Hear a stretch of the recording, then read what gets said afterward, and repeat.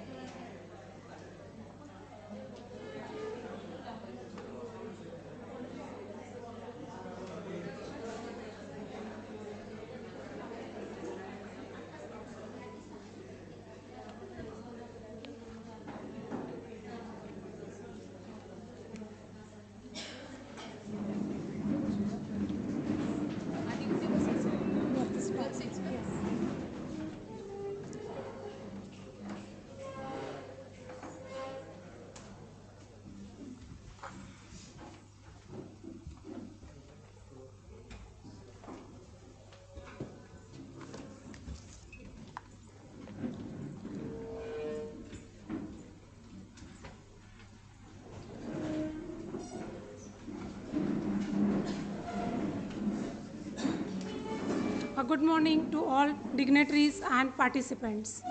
I request all the participants to kindly occupy the chairs. It gives me an immense pleasure to extend to a very warm welcome on behalf of Computer Engineering Department, Sinhagad Institute of Technology and Science, Pune, who has clubbed all of us for Savitribai Phule Pune University approved 2 days national level workshop on adoption of guideline of UGC on institutional development plan. I, Professor Nilima Devre, heartily welcomes our honorable chief guest, Dr. Suhas Mohite sir, Dr. S.D. Markande sir, Principal of SITS Narhe and Campus Director, Narhe Technical Campus, Dr. Geeta Navle Madam, Head of Computer Engineering Department, Dr. K.R. Jagtap sir, Head of Mechanical Engineering Department, Dr. V.D. Patil sir, Head of First Year Engineering Department, Professor T.D. Kattare sir, Head of Information Technology Department, all faculty members and dear participants. It's our holy tradition to worship our goddess Saraswati before any important event. So I would like to request all the dignitaries to come forward to lighting the lamp before Ma Saraswati. Please, sir.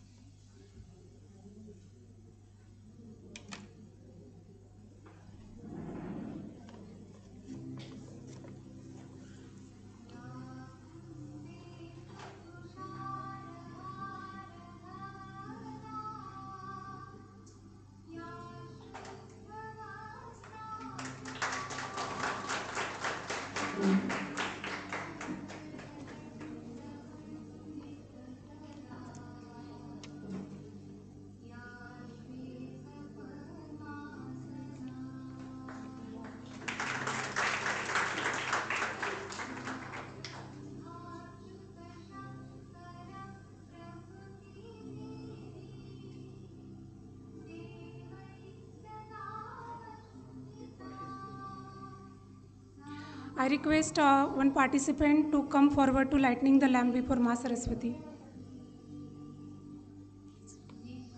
Please, ma'am. Yes.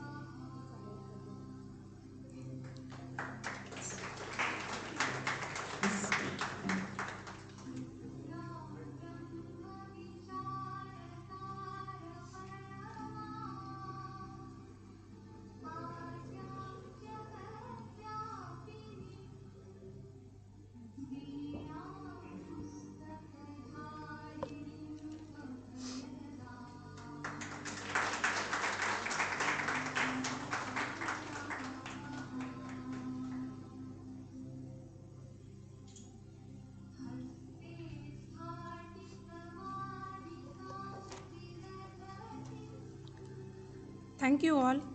I request all the dignitaries to kindly occupy the chairs on the dais.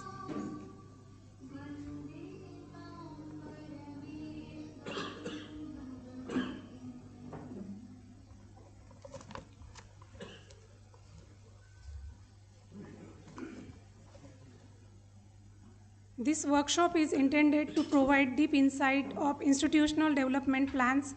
National Education Policy 2020 recognizes the importance of IDP that recommends that each institution should make a strategic institutional development plan based on which institutions will develop initiatives, assess their progress, and reach the goals set therein. Now, I would like to request the convener of the program and our respected head of department, Dr. Geeta Navle Madam, to give the outline about the program.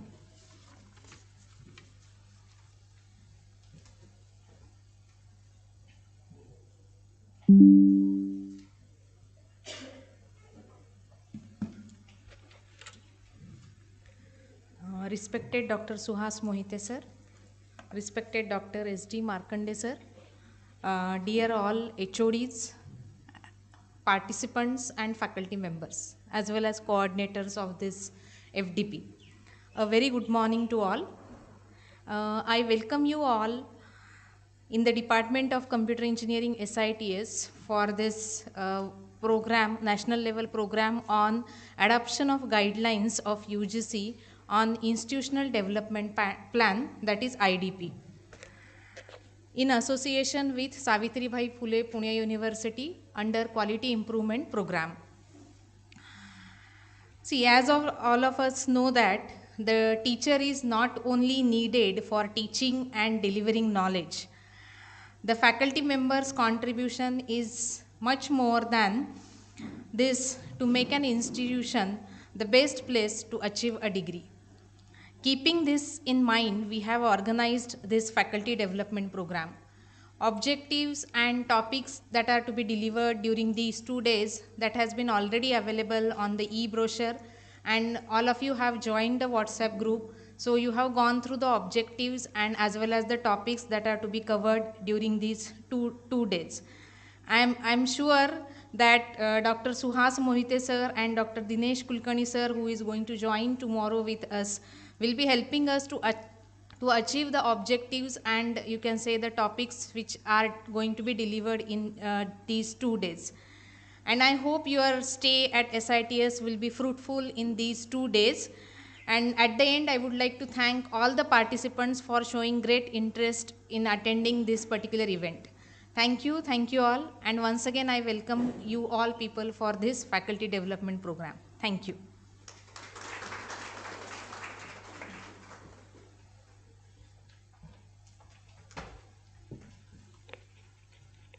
Thank you, ma'am. Now I would like to request the Honorable Principal of SITS Narhe, Dr. S.D. Markande sir, to address us with his kind and motivational words. Please, sir. Thank you. Thank you, madam. Good morning, everybody. And I'm very happy to share the dais with Dr. Suhas Mohite, my young friend whom I met in 2008, as you rightly remembered. Dr. Geeta Navle, Professor Bhushan Borade, and each and every one from computer engineering department, my colleague HODs and staff members, faculty members. Friends, we are already delayed, so better I don't go on speaking and leave some space for the guest. And what I can assure you after interacting with Dr. Mohite is that it will be a very good interactive session, 2 sessions ahead. And normally when we speak of NEP, and if you try to read that document, which is already public, then you, most of the times you tend to skip and don't read into it thoroughly. And that is the obvious reaction. But I'm sure that the part of which we have chosen, institutional development plan, you'll be understanding the things very nicely after 2 days of deliberation. So on that note, I must appreciate and congratulate the authorities of the university for making it possible. That is number one. And if at all, because she said that I have to guide, but I don't do that. But still, what I remember that if you try to read just the initial or try to understand the salient features of national new education policy, then very first thing that you notice is that it begins with the focus of recognizing, identifying, and fostering the unique capabilities of the student. And then it unfolds it by saying that it should be evolving, or it is possible by making the holistic development of the students. And sir, this is what Sinhagad adopted long back, and our mission of Sinhagad Technical Education Society, it talks about the same. We have been talking of holistic development of the students, and that has appeared in NEP 2020, that I must tell all of you and share with all of you. All those participants who made it possible came all the way from distant places. I see few colleagues from other institutes also whom I know many years. So welcome to all of you. And like the discussions, deliberations and everything, I know that long-lasting impact is also of the hospitality, and I know that the team under Dr. Geeta Navle will be coming through on this, and surely they will serve good lunches, I suppose, and rest of the things I know that they will tackle very nicely. All the best to all of you, and congratulations for attending this kind of workshop, because normally people tend to be away from such a kind of, because saying that those are not interesting. But what I promised you, Dr. Suhas Mohite will really make it very simplified, and all of you will be interacting with him on this issue, on the topics those are discussed. So all the best and congratulations again. Thank you very much.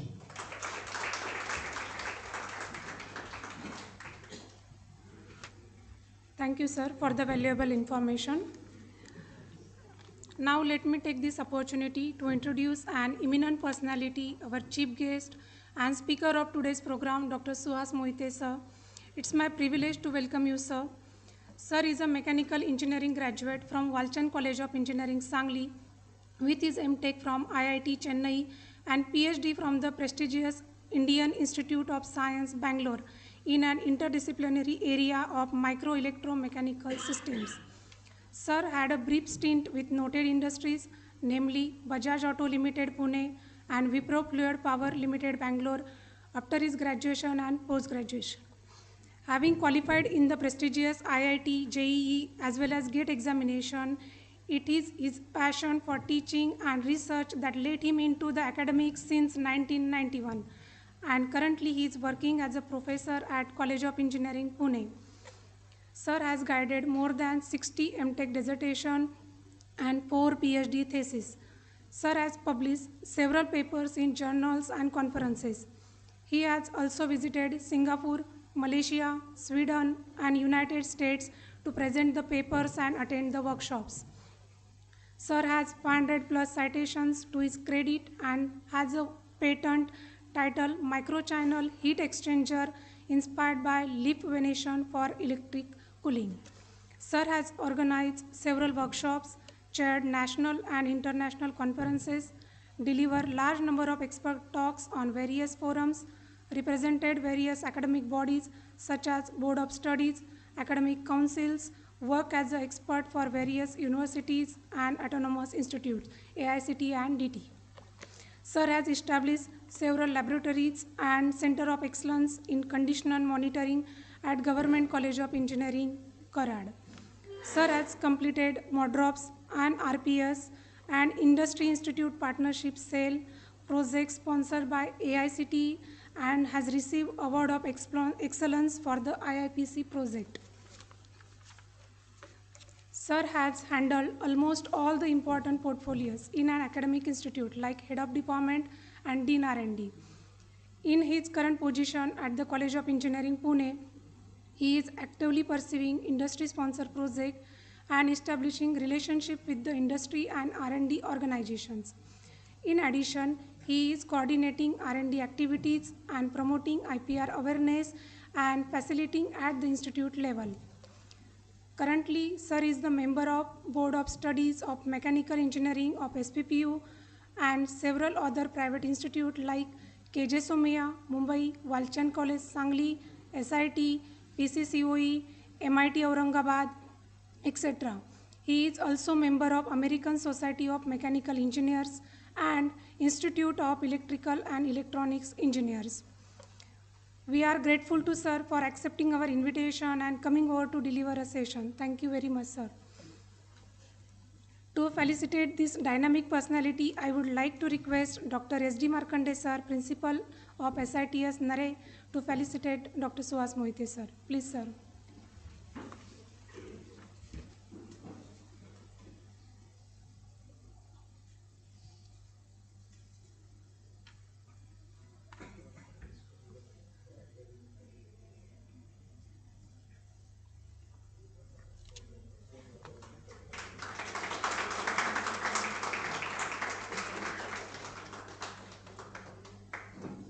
Thank you, sir.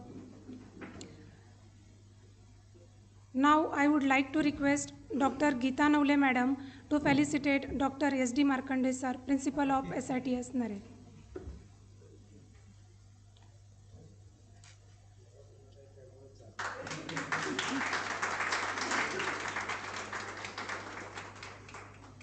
Thank you, ma'am. Now I would like to request Dr. Geeta Navle Madam to felicitate all Head of Department, Professor T.D. Khattare, Sir. Head of IT Department, Professor T.D. Khattare, Head of IT Department.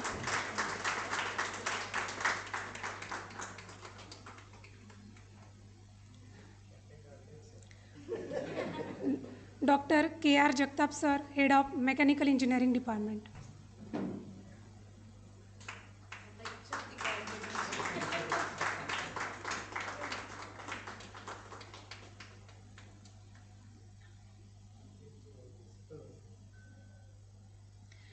Dr. V.D. Patil sir, Head of Engineering Science Department.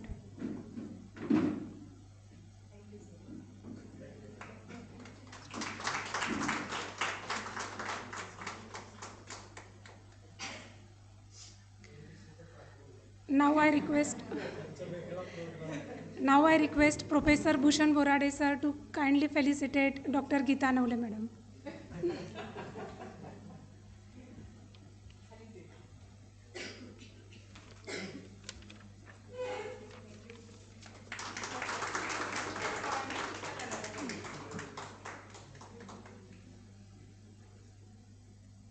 Thank you sir, thank you ma'am. Now I request respected Dr. Suhas Moite sir to address the participants with his motivational words. Please sir.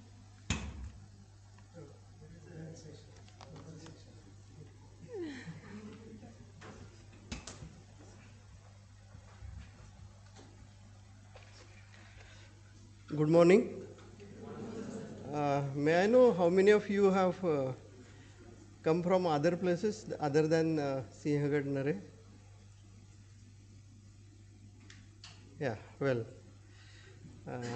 that's nice.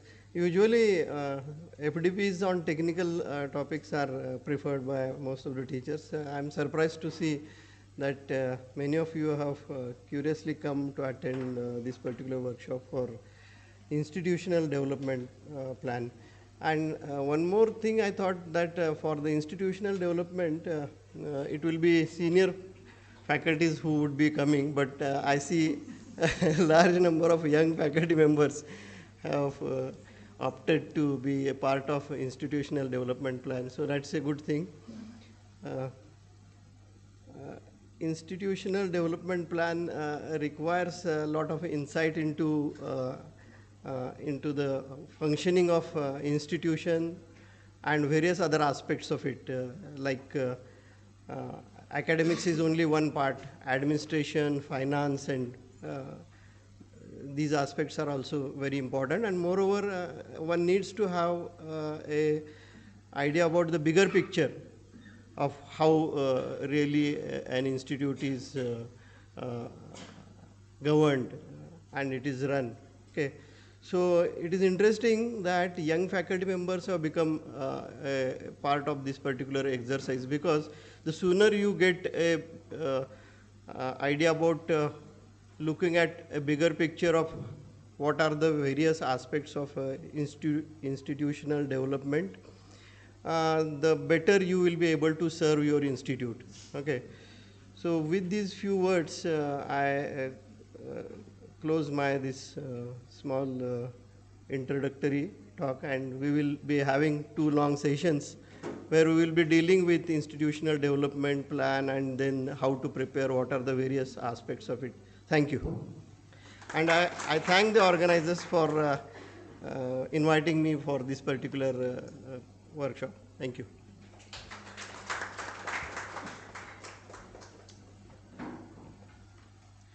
Thank you, sir. Now we are moving towards the end of inauguration session for vote of thanks. For the same, I would like to invite Professor Bhushan Borade, sir, coordinator of this workshop.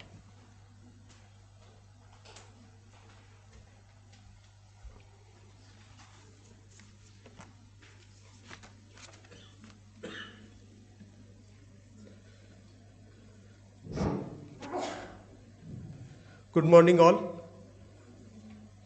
So I am thankful to Madam for giving this sweet opportunity for me, because each program which end with the vote of thanks. So many people like vote of thanks sessions, that is conclusion session, but this is I got the opportunity. So I am very much thankful to Honorable our Founder President of STS, Dr. M.N. Navle sir, Dr. S.M. Navle Madam, Founder Secretary of STS, Dr. Rohit Navle sir, Vice President of HR, Honorable Rachna Navle Madam, Vice President of Admin. So without their great support, it would not have been possible to organize this workshop. दिव्यत्वाची जेथ प्रतीती तेथे करामचे ज्योती. Like that this sentence, so Dr. Suhas Mohite sir, chief guest of today's program and sessions, also our principal sir, they will motivate all of us, Dr. S.D. Markande sir, principal of STS Narhe and campus director of Narhe Technical Campus. Also thank to Dr. Geeta Nole madam, head of Department of Computer Engineering. I acknowledge to strong support received from our all faculties, teaching, non-teaching staff. So once again, I thank you all participants for joining today's session, and all the best for all session. Thank you.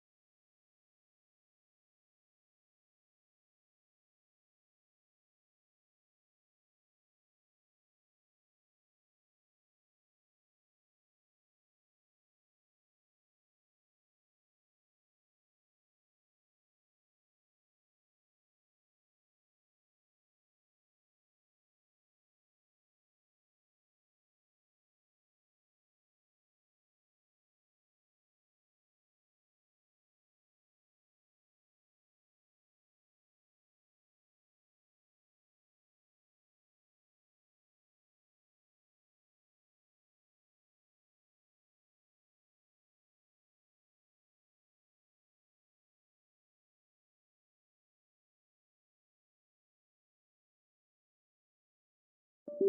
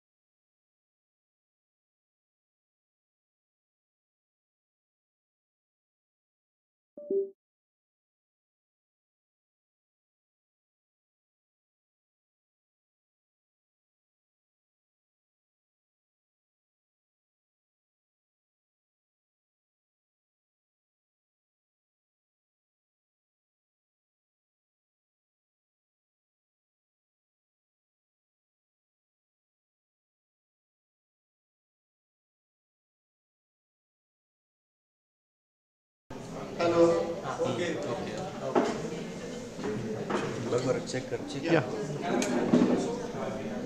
Shall we start? थोडा रेझॉल्ट वाढतो वाटतं. थोडा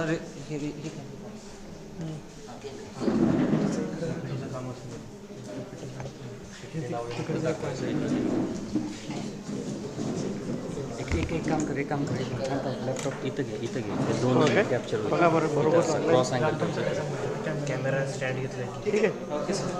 हे इथं ठेव रे stand आणि हे दोन एक साथ नाही सर पीपीटीचं काम डायरेक्ट दिले त्यांनी आता ठीक आहे असं बाहेर गेलं नाही काय प्रॉब्लेम फोटो काढू सर आजची पीपीटी पण चेक करा न्यू एज्युकेशन इन्स्टिट्यूशनल डेव्हलपमेंट आहे हेच पीपीटी नाही कॅमेरा पण सर काय मी पुढे तुम्ही नंतर करून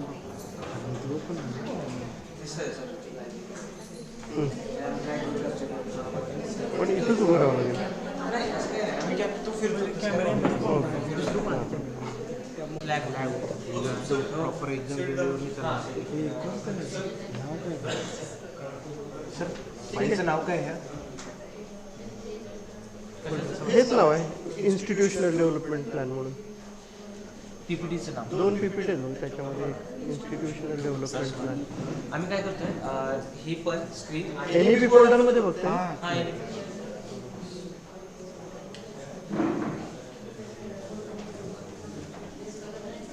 खाली अरे हां ते खालीच असते ते बरेच हे. एक सेकंड.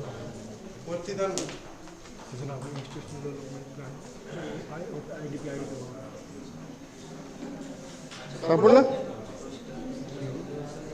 QIP सरांकडे दे ना. दुसऱ्या फोल्डरमध्ये होता एक मिनिट काढा 1 मिनिट ते काढलं कोणतं सेटअप झाली सरांना लॅपटॉप दिला असता सरांनी ओपन करून दिले असते. नाव काढलं कॅमेराच काढला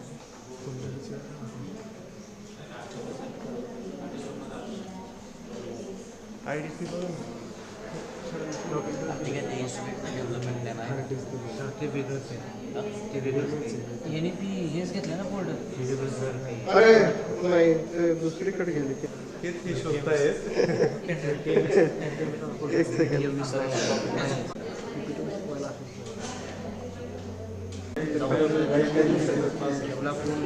ऐका ना गेला ह्याच्यात टाकले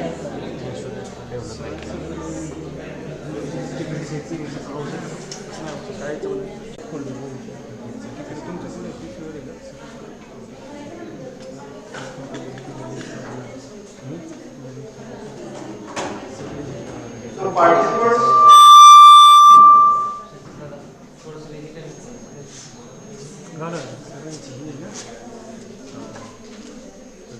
it has been quite some time, almost 2 hours that I reached here, but the actual presentation is starting now. Okay, so once again I welcome you all to discussion on this institutional development plan. The context is the new education policy that we are all getting familiar with, and we are hearing about it quite often these days. Okay.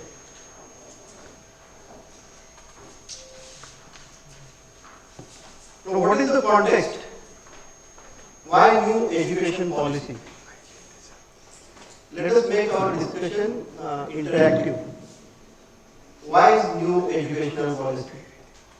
What is the context? So if you can contribute your thoughts, then it will be very interesting, and you will be part of this long deliberation that we will be having for the 2 days. What is? Yes? To implement the education system uniformly throughout the country. To implement the education system uniformly throughout the country. Well, what else? Skill-oriented courses. Skill-oriented courses.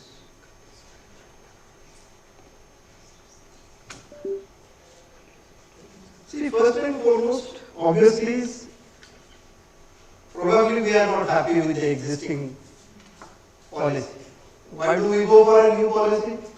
Because we want to make some changes with the existing one, which is not catering to the needs, which is probably not felt adequate to fulfill our expectations. The present policy definitely may not be up to our expectations, and that's why we go for something new, isn't it? That is the normal reason why we go for something new, because the existing one is not meeting our requirements. Okay. Now there are number of contexts associated with this. Why? There are some historical reasons. There are some technological reasons that we are going through. There are some socio-economical reasons. There are some environmental and ecological reasons. And there are some political reasons. Let me repeat that the context is, there are various reasons, historical. Once upon a time, India was very considered to be, we have rich cultural heritage from ancient times. We had Nalanda, Takshashila and Ujjain, the places where there were universities, and students from all over the world used to come for learning here in India. And now the scenario is, lakhs of students, they go for higher education abroad, right? So this is something, a historical perspective, that once upon a time we used to have a Gurukul system, right? And there has been lot of changes that have taken place over the years, lot of transformations that India has seen in last several thousand years. We had scriptures, the Vedas, the Upanishads, and the Mahakavyas, Ramayana and Mahabharata, which are still considered to be time tested. On the contrary, today we are not leading the world, but we are far behind.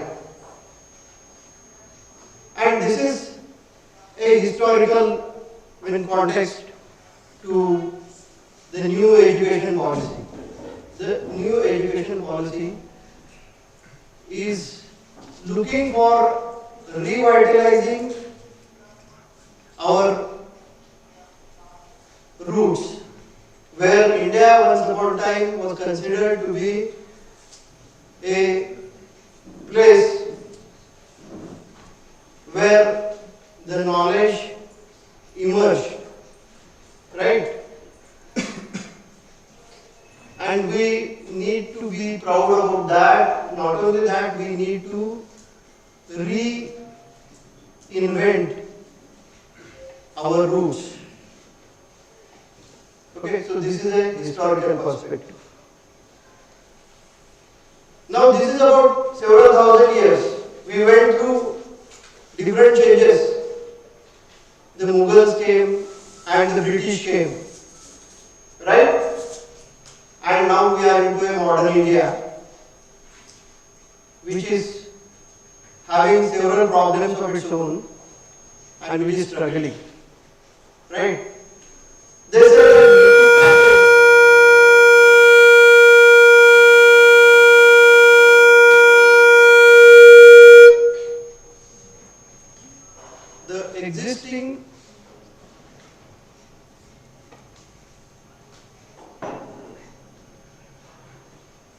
the existing education system was formed by Macaulay, the British, for certain reasons, because he wanted to have a workforce which will suit the requirement of the British. And this is one of the school of the thoughts, and we are kind of broken from our own roots in the last couple of centuries or 2-3 centuries back. So this is, I am trying to give you a total different perspective of looking at the education policy that is being put forth before us. It has got, you can go on thinking and reading about this, and probably you realize that yes, it's high time that we need to make some change. We need to visit our roots. We should feel proud about our glorious past, and not only that, we must progress towards the future with expectation of glory in the centuries to come. Okay. Second thing is technological context. Obviously, all of you will agree that the technology is changing very fast over the past few decades only. Although when we talk about education, it has got 5,000 years history, but when it comes to technology, the change that has occurred in a couple of decades ago is very fast, right? And this particular changing technological landscape is asking for a change in the way we do things. So is the educational system. The millennial student to whom we are supposed to cater or educate, his needs, his ways of learning his expectations, his or her expectations, they are totally different than what used to be for several thousand years. Try to understand this. Once upon a time, when was the printing press invented? A few hundred years ago, 500 or 600 years ago, where knowledge started getting into prints. Otherwise, the knowledge was with individuals. Knowledge was with individual gurus, and they used to impart knowledge. In olden times, when we talk about the Guru Shishya Parampara or the Gurukul system. So, invention of printing press paved the way for capturing that knowledge and having it in the form of prints where the learner can have access. Thereby, the system of library probably started, right? And today we see that the libraries are also kind of closed. We hardly find students in the libraries. Why? Most information is readily available on the mobile phones. Now again look at the quickness of the change that has occurred. What has happened for thousands of years, for centuries, and now in decades. The scale of the things is changing very fast. Isn't it interesting? Something was happening for thousands of years, then it started happening for few hundred years with printed material, and now last few decades we see that the information is available through the connectivity. So there is a need to change. There are several reasons why we need to change. So there are historical reasons, there are technological reasons, there are socio-economical reasons. What are the socio-economical reasons? If we look around, we are faced with several kinds of problems, right? In the morning itself, most of you might have experienced reaching this place itself is a big challenge, right? Through the traffic and all of that. From several places, probably you might have come here. So there are several challenges that we are facing in our day in and day out. Scarcity of things of all kind, pollution, right? Degradation of the environment. There are, several kinds of disparities that we are having amongst ourselves. Divisions based on religion, caste, creed, financial status, those who have and those who don't have, and all of these socio-economical problems that we are immersed into, which probably education offers a solution to all of these. That is our belief. It's a belief because in the knowledge society, probably we are going to find solutions for these. In the knowledge society, see, we have to have a positive outlook.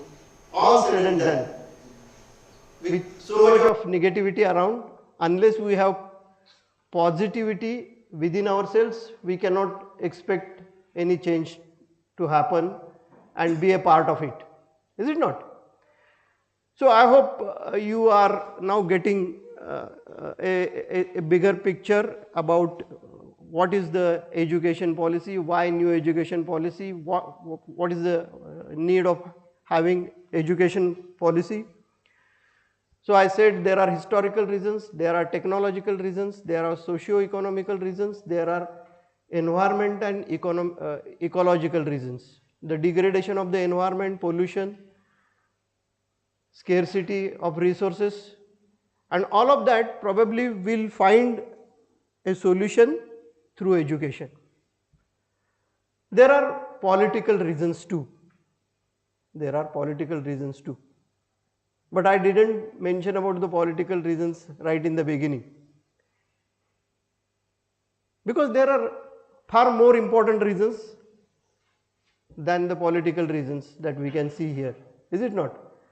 The historical, the technological, the environmental, ecological, the socio-economical, these are more near and dear to our existence, for our betterment, and it is certain political system that we may enter into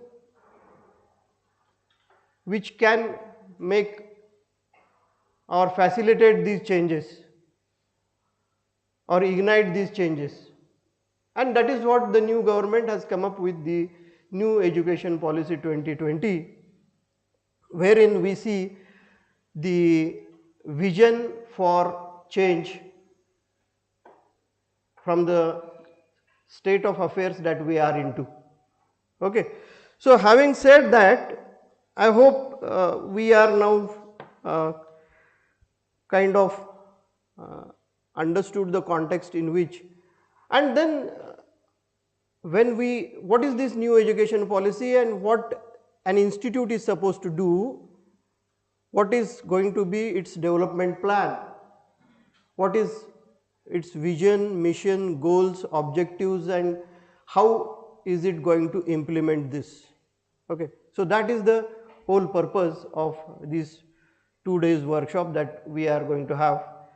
And let me make a beginning into my presentation. The presentation material has been taken from the document that is available on the government websites, right, where there is a policy document and there are several other documents that are there. So I have taken my my presentation points directly from the documents. Okay. Now let us take a look at the few important quotes. Probably they are some way they guide us for the change. What is the need of the new education policy? Education should not be a rigid system. Education should not be a rigid system of production, of producing graduates and postgraduate students. This approach of production destroys creativity, innate genius, and humanity. Then how the education should be? An education of nurture is a need for a conscious planet. An education of nurture is a need for the conscious planet. So the talent is there within, it is innate with every individual. The task of education system is to nurture that, to facilitate that, and not to just produce manpower which is skilled or knowledgeable in carrying out certain tasks. But what is needed is more holistic approach in building the career and lives of the students. Okay, so that is an important aspect. Then there is a famous statement of Nelson Mandela displayed at the entrance of the University of South Africa. What he says: destroying any nation does not require the use of atomic bombs or the use of long-range missiles. It only requires lowering the quality of education and allowing cheating in the examinations by the students. So when we talk about education, imparting knowledge and skill, all of that we have experienced in the, especially in pandemic. The practices that our students easily fall prey to and resort to. So that is kind of natural with the human being, but then it has something to do with the kind of value education that we are imparting to our students. And unless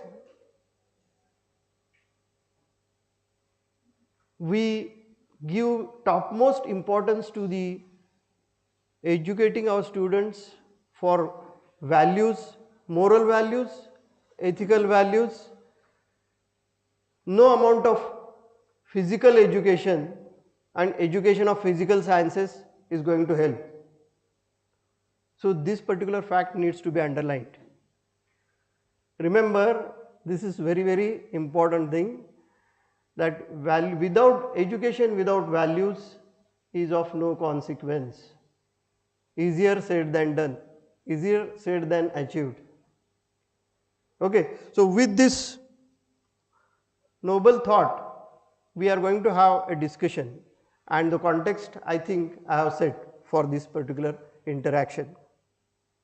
Now there is a famous experience from the most admired scientist, Einstein. What he says: school failed me and I failed the school. It bored me. The teachers behaved like sergeants. I wanted to learn what I wanted to know, but they wanted me to learn for the exam. What I hated most was the competitive system there, and especially sports. Because of this, I wasn't worth anything, and several times they suggested I leave. This was a Catholic school in Munich. I felt that my thirst for knowledge was being strangled by my teachers. Grades were the only measurement. How can a teacher understand youth with such a system? From the age of 12, I began to suspect authority and I began to distrust teachers. See how important it is. We, in some sense, always take our students for granted, and we have a set way of delivering and dealing and imparting education. But that is absolutely wrong. We have to put ourselves into the student's shoes and change drastically in terms of our approach, the way we carry out our profession, where the student has to be at the center. We talk about all of these things day in and day out because we are all into the outcome based education, and we go for accreditation for NBA and NAC, on and off, right? But what is probably lacking is a very clear understanding of these things, not only on superficial level, but a deeper understanding of what are the real hurdles, what are the real problems, what are the real needs. And it's as a teacher, it's our responsibility to develop a greater insight, a deeper insight into our own job, our own profession, right? We need to understand our own profession thoroughly. Okay, so that is what makes all these statements that we saw in the form of quotes we need to ponder over those. And once we realize what goes wrong, what is going wrong, then correcting that won't be a big problem.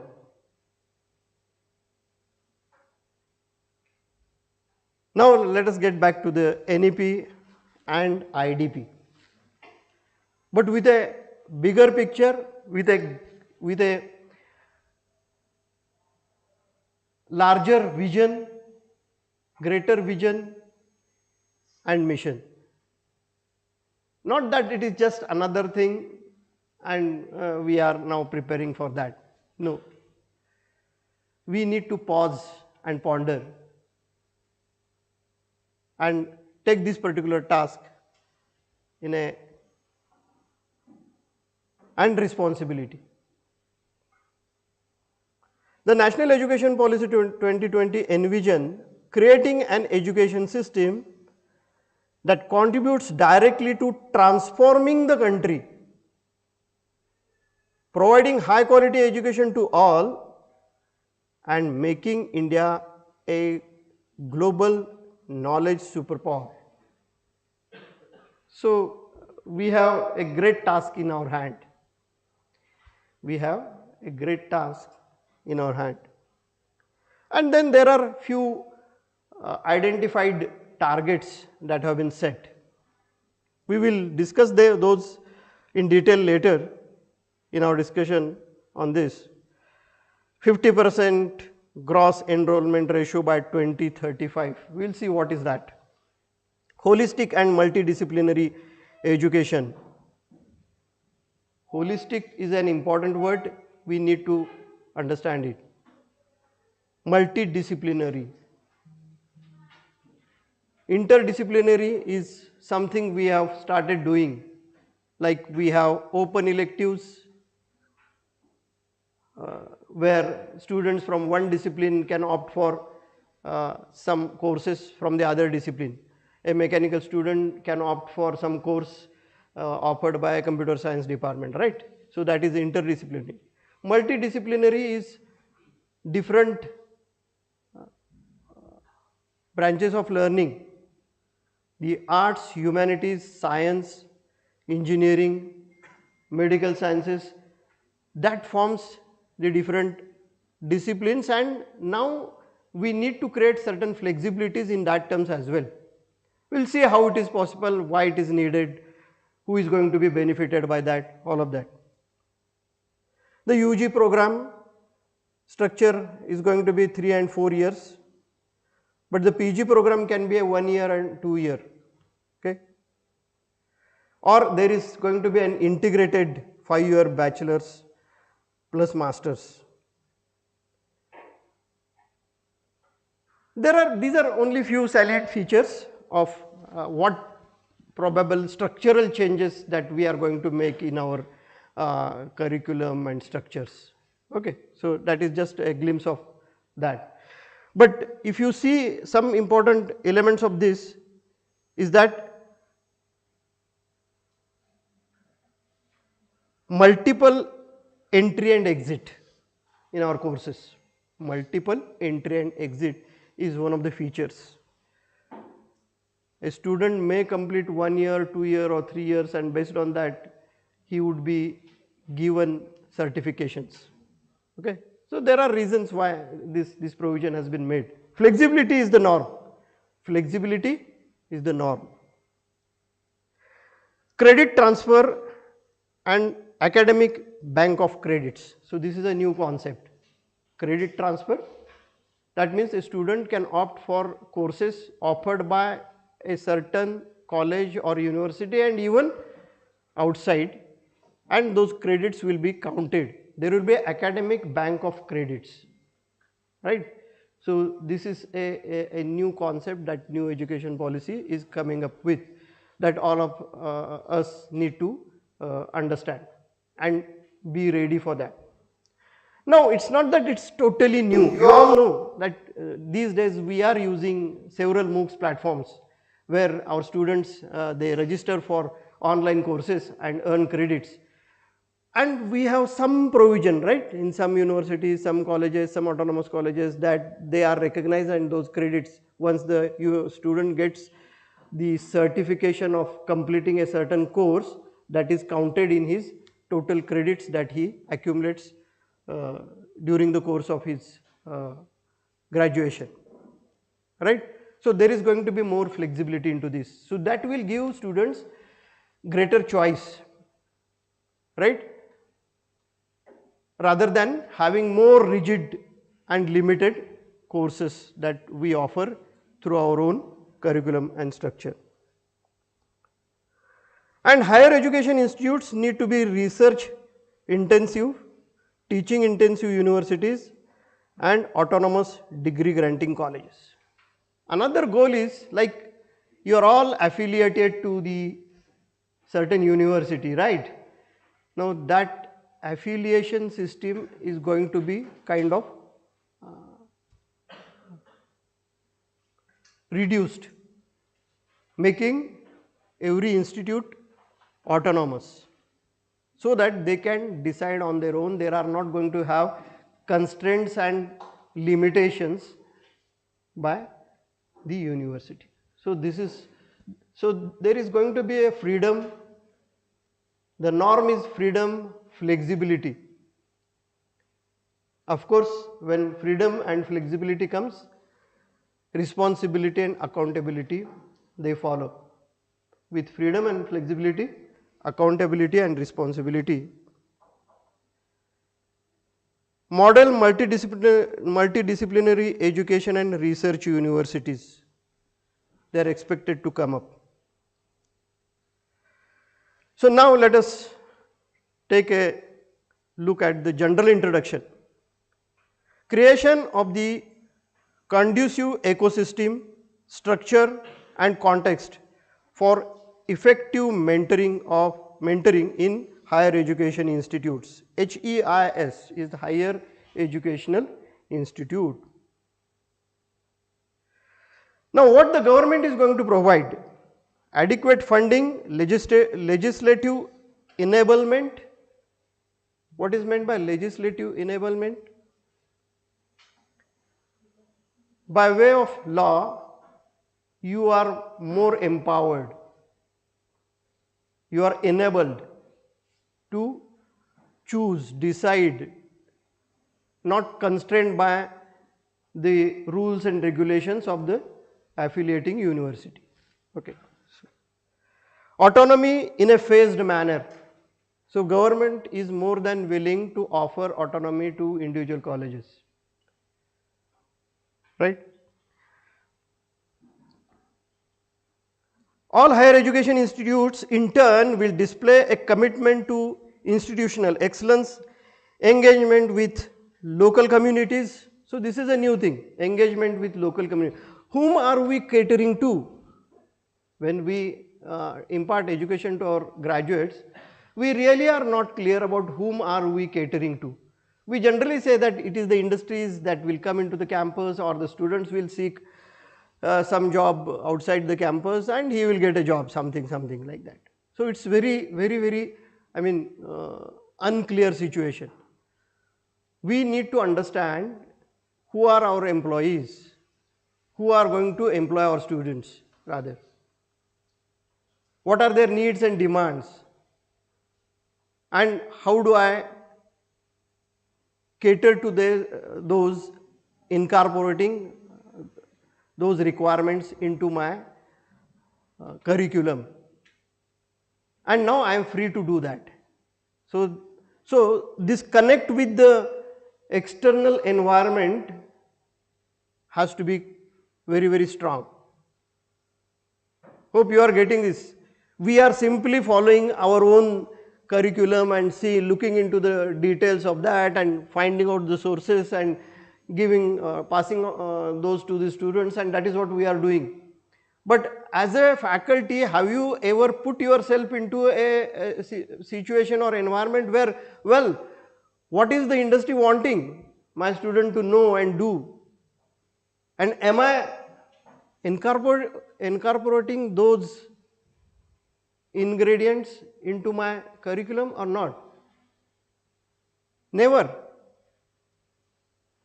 We are very much limited by our concept or by our vision that there is a syllabus specified by the university and I am just following those points and passing on information to the student. Now faculty need to take more responsibilities in terms of this particular thing. And look, don't be afraid that, oh, there is a lot of responsibility that is going to be. It's all logical. It's all logical. Only thing is, in some sense, we are disconnected.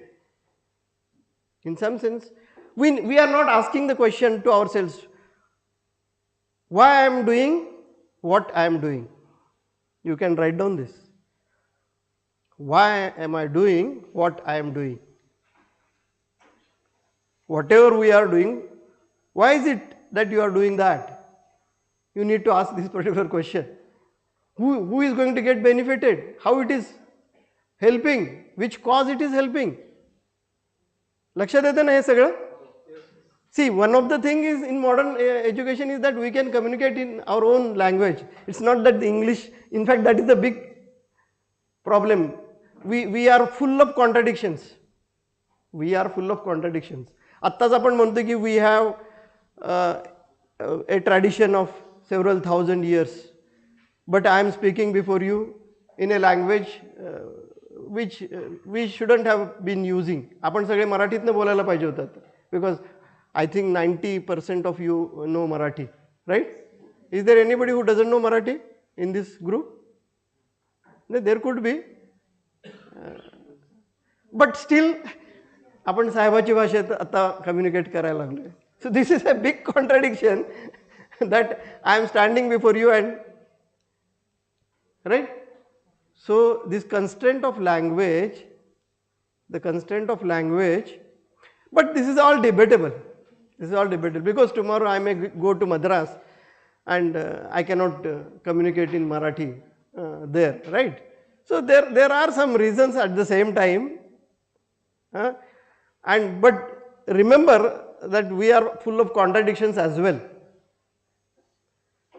Now there is a college in Pune University which has started engineering in vernacular medium, in Marathi medium, PCCOE, right?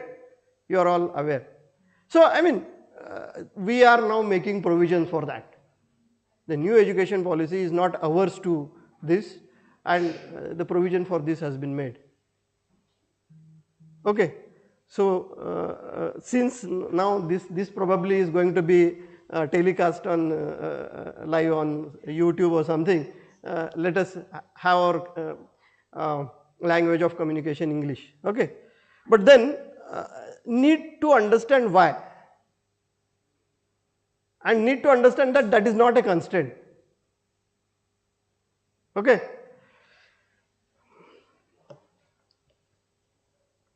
All the students and educators will have access to a robust and comprehensive infrastructure when and where they need it for learning. So, I mean, again, easier said than done. We need to have the infrastructure when and where, but with the advent in the technology, cyber physical systems, cloud, 5G, is making access from anywhere for anything, right? Now, after the pandemic, we are finding less common these days that we are out of the network area, although we still are, but and in the days to come it is going to get reduced. So the constraint of time and space is slowly changing. People are still working from home and enjoying working from home. That is a change that has happened due to the pandemic, essentially due to the pandemic. Just before the pandemic, you would realize that there was this particular scheme, but there used to be a procedure that, well, I want to do work from home for this week, and then I would get permission, and only that fellow will be allowed with caution and care, and that percentage was maybe 5% or something. But in some places even today 95% people are working from home. So this is another important thing, that you need to believe that changes are possible. Paradigm shifts are possible. Pandemic has shown us. Several changes we have witnessed in a very short span of time. Right? Several changes we have witnessed. So we need not be critical, skeptical or cynical. Well, this fellow is talking and don't know whether this is going to happen. We know all this stuff. What is the big deal? What is new into this? If that is the way we start looking at the things, you will hardly see anything new. But if you take it up as a challenge, well, what difference can I make to my profession, to my students? Then definitely there will be lot of scope for you. You have to identify the scope. Then there will be, sky will be the limit in that case. Now you feel constraint from all sides, constraint from management, constraint from university, constraint from your department, constraint because of lack of infrastructure facilities, but then there are solutions coming up. Several resources are freely available these days. Virtual laboratories are there. Free platforms are there. Open sources are there. Is it not? So it's all about our mindset. It's all about our mindset.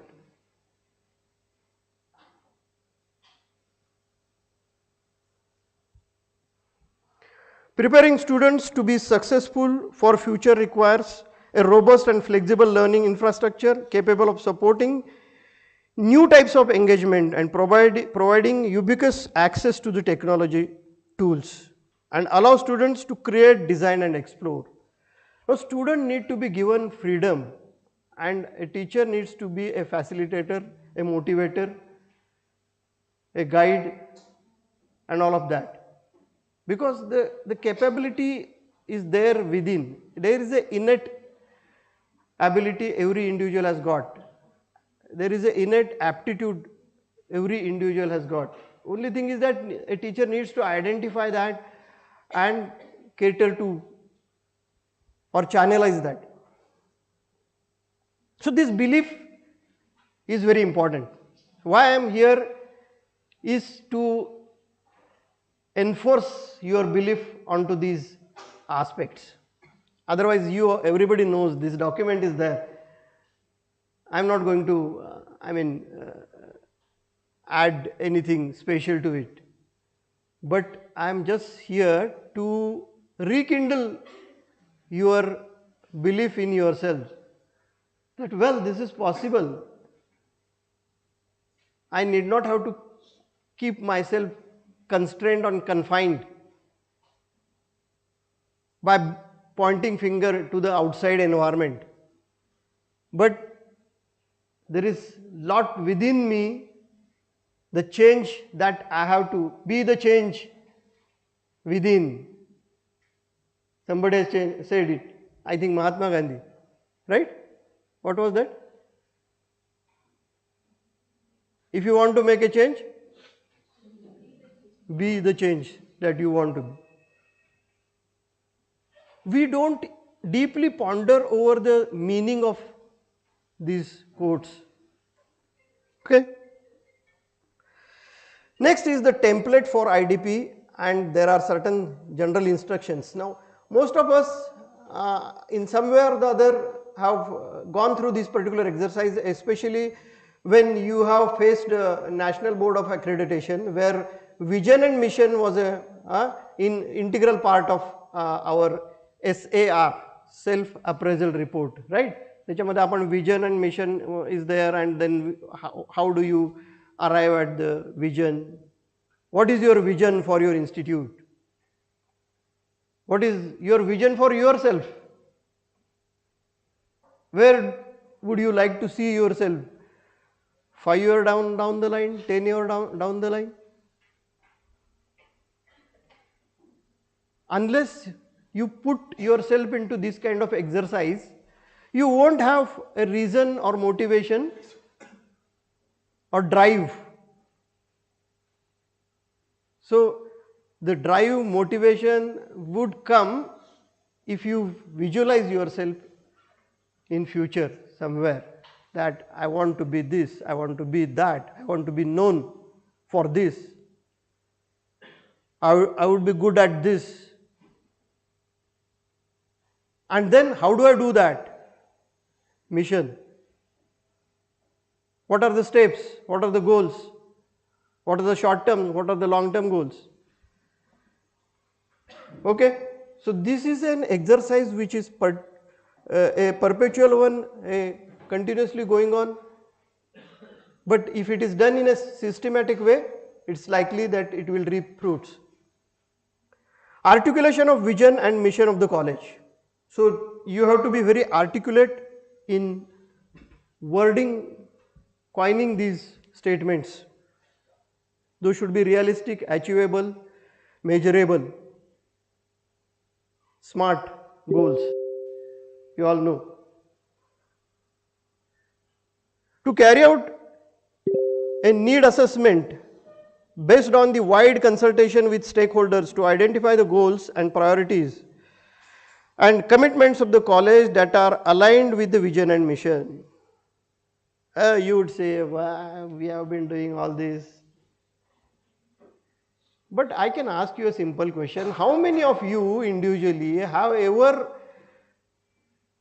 interacted with any industry or industrial person to know what are their real requirements, what are the problems that they experience with the young graduates, what needs to be imparted to the students so that they would become more employable? Can any one of you tell me that you had made an attempt to meet few people in industries on a very, very specific issues?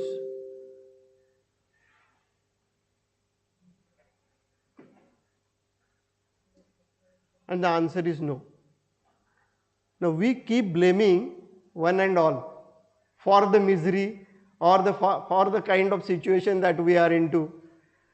But we do not take our own bit of responsibility. बघा लक्षात येते का मी काय म्हणतो ते? आपण जगाबद्दल बोलत असतो ना, आणि आपण जगाबद्दल सतत कॉमेंट करत असतो, ओपिनियन बनवत असतो. पण एक प्रोफेशन, ज्या प्रोफेशनमध्ये आपण आहोत, we are into a certain profession where we are preparing graduates for some outcomes, and this graduate is going to be, for which we are paid, right? And this graduate is going to be a useful resource for someone. We never interact with them, we never really find out what lacks, and we feel that it is not our responsibility, it is university's responsibility, it is the responsibility of the board of studies, the academic council. They will prescribe me syllabus. My job is to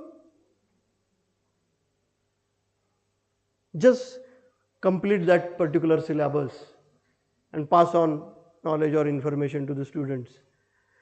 See, in the autonomous world, in the autonomous systems, your job profile will expand uncontrollably. Keep in mind. Each one of you will be autonomous for your own area of specialization. Need to figure out what is needed, what are the current trends, what are the developments taking place, where the technology is heading, what will be the state of affairs 4 or 5 years down the line, and accordingly you may have to provide inputs to your students.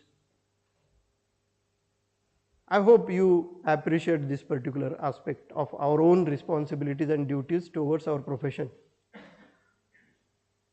Don't take it in the limited sense on the basis of the prescription that is there, that there is a syllabus and this particular teacher is supposed to complete unit 1 to 6 and then conduct T1, T2 and ESC, and that's the end of it, and then grade the student.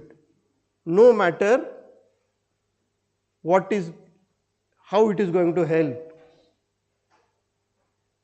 And this is where I think some thought process, if you initiate within yourself, that well, now I will be open to find out what is needed, what proficiencies my student is supposed to be ready with.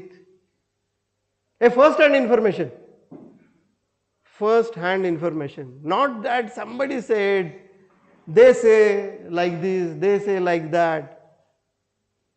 Read some reports which give a consolidated information in this regard.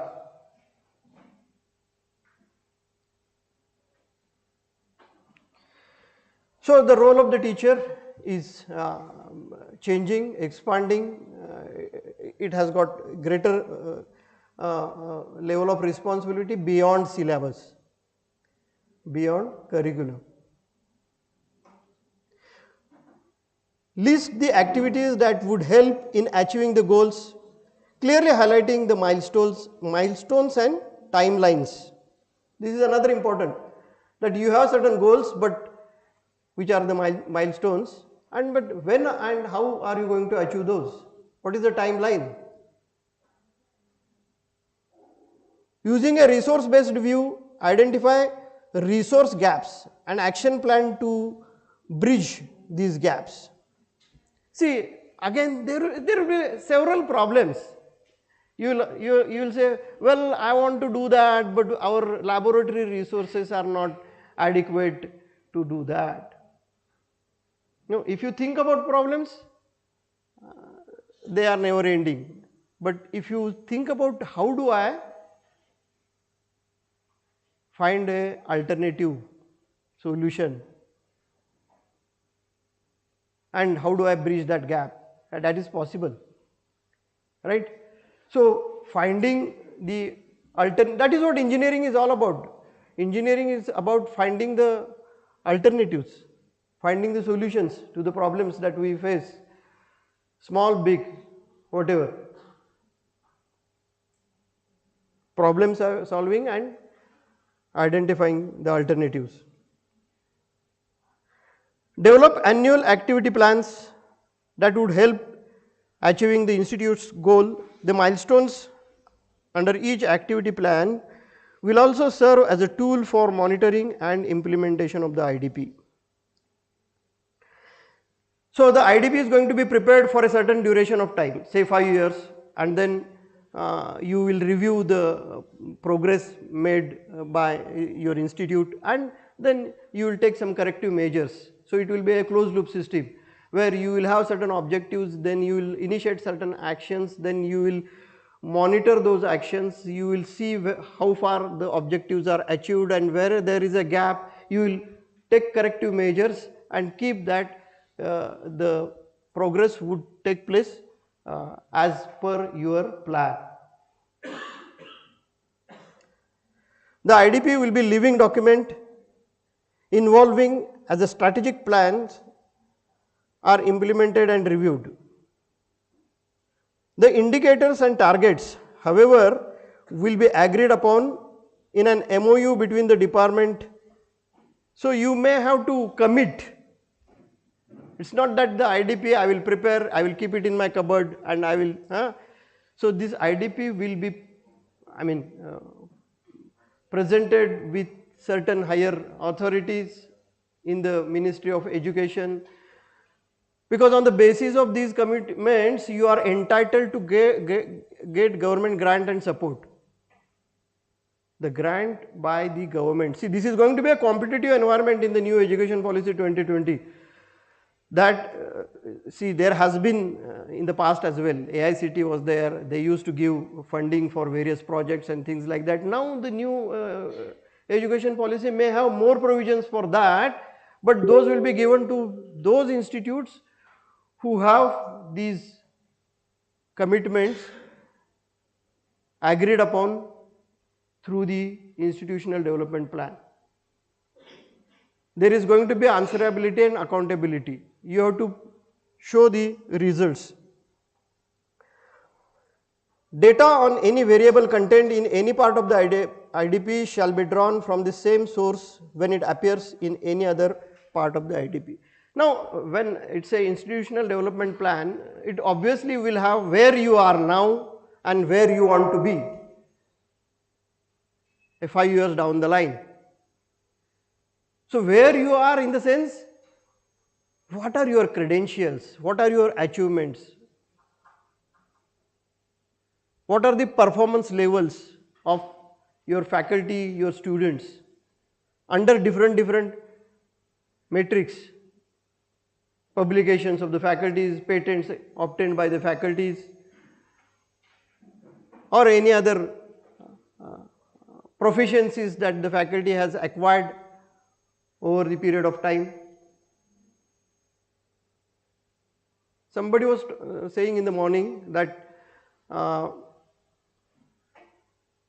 now we see that there is a decline in the admissions in certain branches such as mechanical and civil engineering, and there is a more demand for IT, computer science, and even for electronics, right? These days this is an observation all of us have made. Now, what do you do with the faculty of these departments which are not getting adequate students? Is any one of you know what is the solution that has been suggested for the faculties in which, or for the disciplines or the departments where there are no adequate admissions? Because they are going to be surplus. The student teacher ratio would be very low there, right? So what do we do? See, this is something which is very dear to our profession, because the same thing can happen to computer and IT department maybe 5 years down the line, who knows, because they are also growing disproportionately, is it not? So what is the solution suggested? Does anyone know?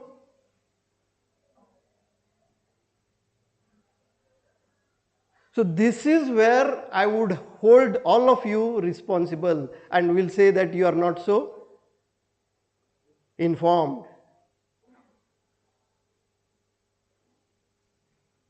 What is the solution? Update.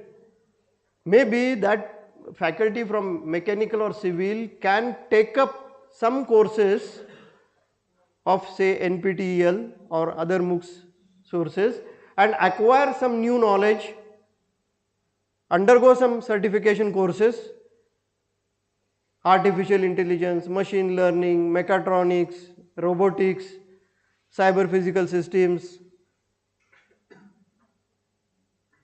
and he can take up the courses from these streams which are high in demand.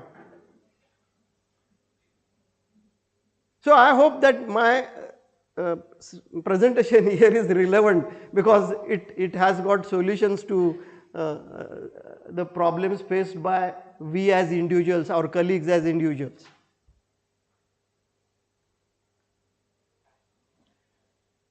And we don't seem to be, at least in this group I find, we don't seem to be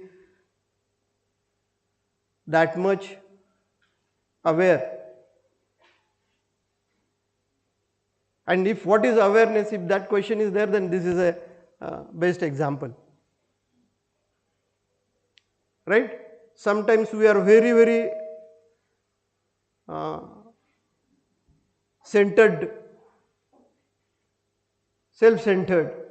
Sometimes we speak of the whole world. right?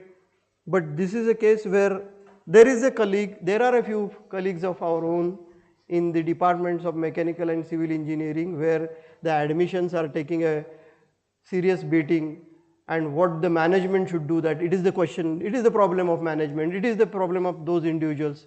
No. So keeping abreast with the changing technology and upgrading, updating oneself is going to be a need of the hour, especially for all young teachers like you. Gone are the days. See, now the scales of everything are shortening. The time scales are shortening these days.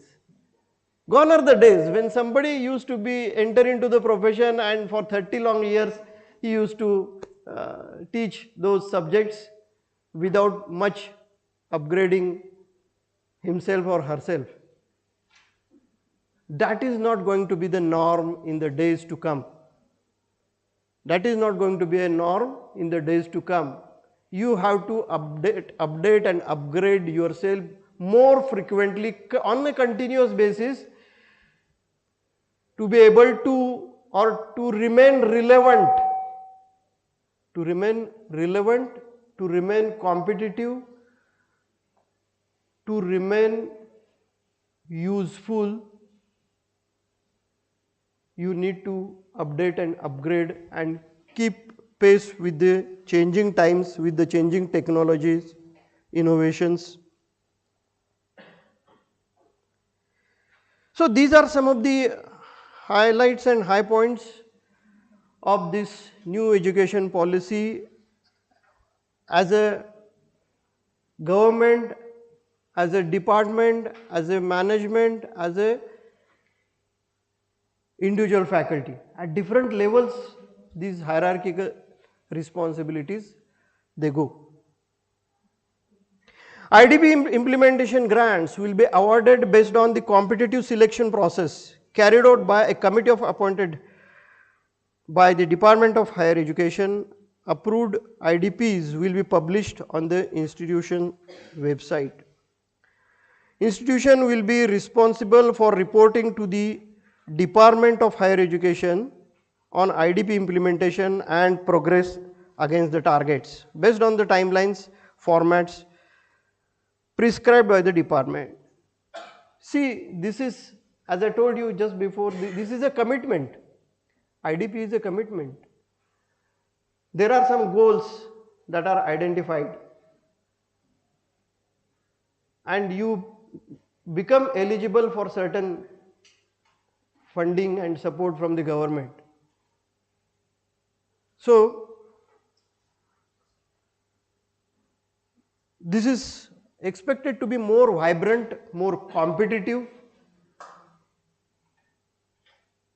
and more relevant.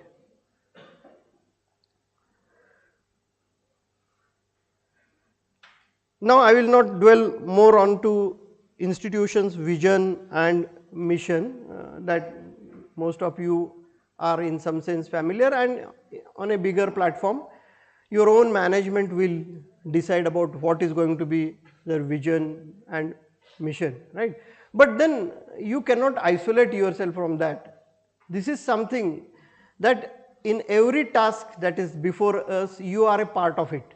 That is for sure. You cannot say curriculum is university's responsibility, infrastructure is management's responsibility, and don't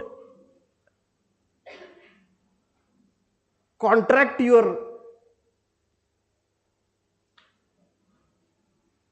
activities like this, but rather you are in some way a contributor to all of that in your own way, whether it is setting up syllabus or knowing the requirements of the industries or understanding our student better. All of these activities are a part of your role as a teacher, and then you will really start enjoying this particular profession, however small, but there is it has got a big implication, and it is connected to several things. Now you can make a resolution. Now you can make a resolution that I will take an opportunity this semester or this year to interact with at least 5 industries and the personnel of the industries to figure out and to find out really what is it that they are looking for. A small task. And everywhere it may not materialize. Remember that every interaction with a certain person, you get hold of a person from industry and ask him, oh, what do you want? No. You need to understand the way they do things, the way they function, the kind of technology and projects that they are working day in and day out. What probably is going to be the future changes that they are looking for. I mean, it requires, it's not just getting some bit of reply, but no, you need to understand insightful activity the way they do is things, needed to be the way they function, undertaken. The kind of technology and projects that they are working day in and day out. What probably is going to be the future there are all these boards now, they are looking industry advisory board. And we pick up some people randomly or somebody's friend, this and that, and getting then some on that board, bit of and the board suggests something. But no, you need to understand activity, the way they do things, the way they function, the kind of technology and projects that they are working day in and day out. What probably is going to be the future? How many industries is it? There are all these boards now, they are looking industry advisory board. Genuine and we pick up some people randomly or somebody's friend, this and that, and getting some genuine, the word bit of and the board suggests something. But no, real. You need to understand and it has to be done in multiple number of times. Way they function, the kind of technology and projects that they are working kinds of environment. What probably is going to be the future? Because all of us, there will agree one thing. They are looking for genuine and we pick up some people and our students end up just getting some bit of and the board suggests something. But no, I think all of you will agree and it has to be done in multiple number of times. We all agree. That most of us have experienced this particular fact or even shared this. That we have a syllabus because all of us we have agree one thing. We have been teaching genuine and we pick up some and our students they are getting certain grades and then they are put on the job and 5 years down the line when I meet some all of you will agree. It has to be done in multiple engaged. We all agree that most of us he further said to me that all we were taught in the class not of very much. All of us we agree one thing. They are looking for genuine and we pick up some and our students they are getting certain grades and then they are put on the job and 5 years down the line on the part of all of you will agree and every one of us we all agree that most of us he further said to me that is what we are taught in the class making more becoming more relevant.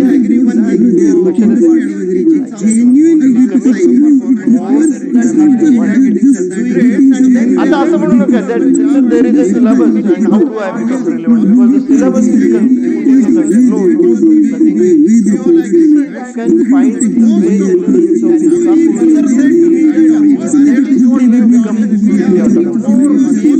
that mindset is important. The approach is important. The openness is important. The willingness is important. आता असं म्हणू नका that there is a syllabus and how do I become relevant because the syllabus is confusing. And you will realize you start really enjoying your job. Look into this job. The mindset is important. Do it so much to think and so much to the approach is important. So much to the openness is important. The willingness is important. I have that incorporated into my job. I can enrich my job like anything. You start really are some of you feeling like this? That there is lots and lots of scope for enriching mindset is important. Do it so much the approach is job that you are doing day in and day. असं वाटतं का? Possibility दिसते का? Do you see possibility? My job. I can enrich my job like anything. Are some of you feeling like this?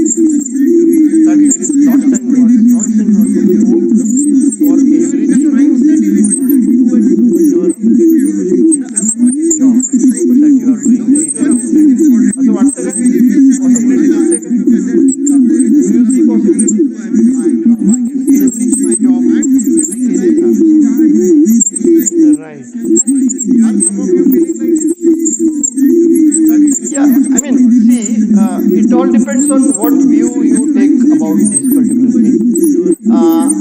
It is about, there is one exercise that we are going to do which is called as SWOT analysis.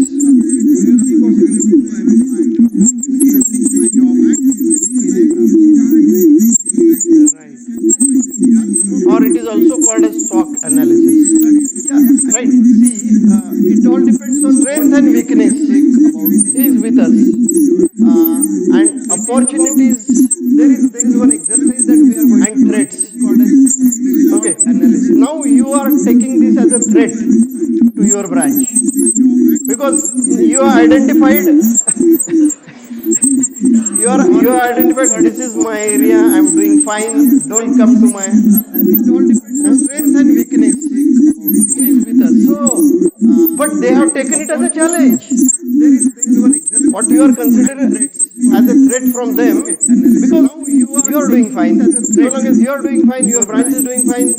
Because you are identified students, large number of students, the students are finding jobs. You are identified. This is my area. I am doing fine.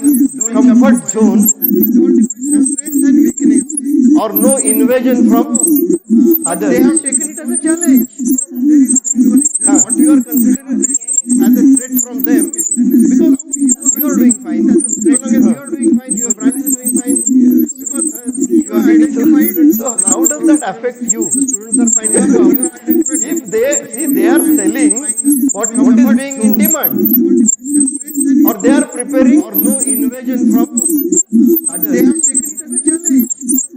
ते काहीतरी मराठीत आपण म्हणतो ना, जे विकते ते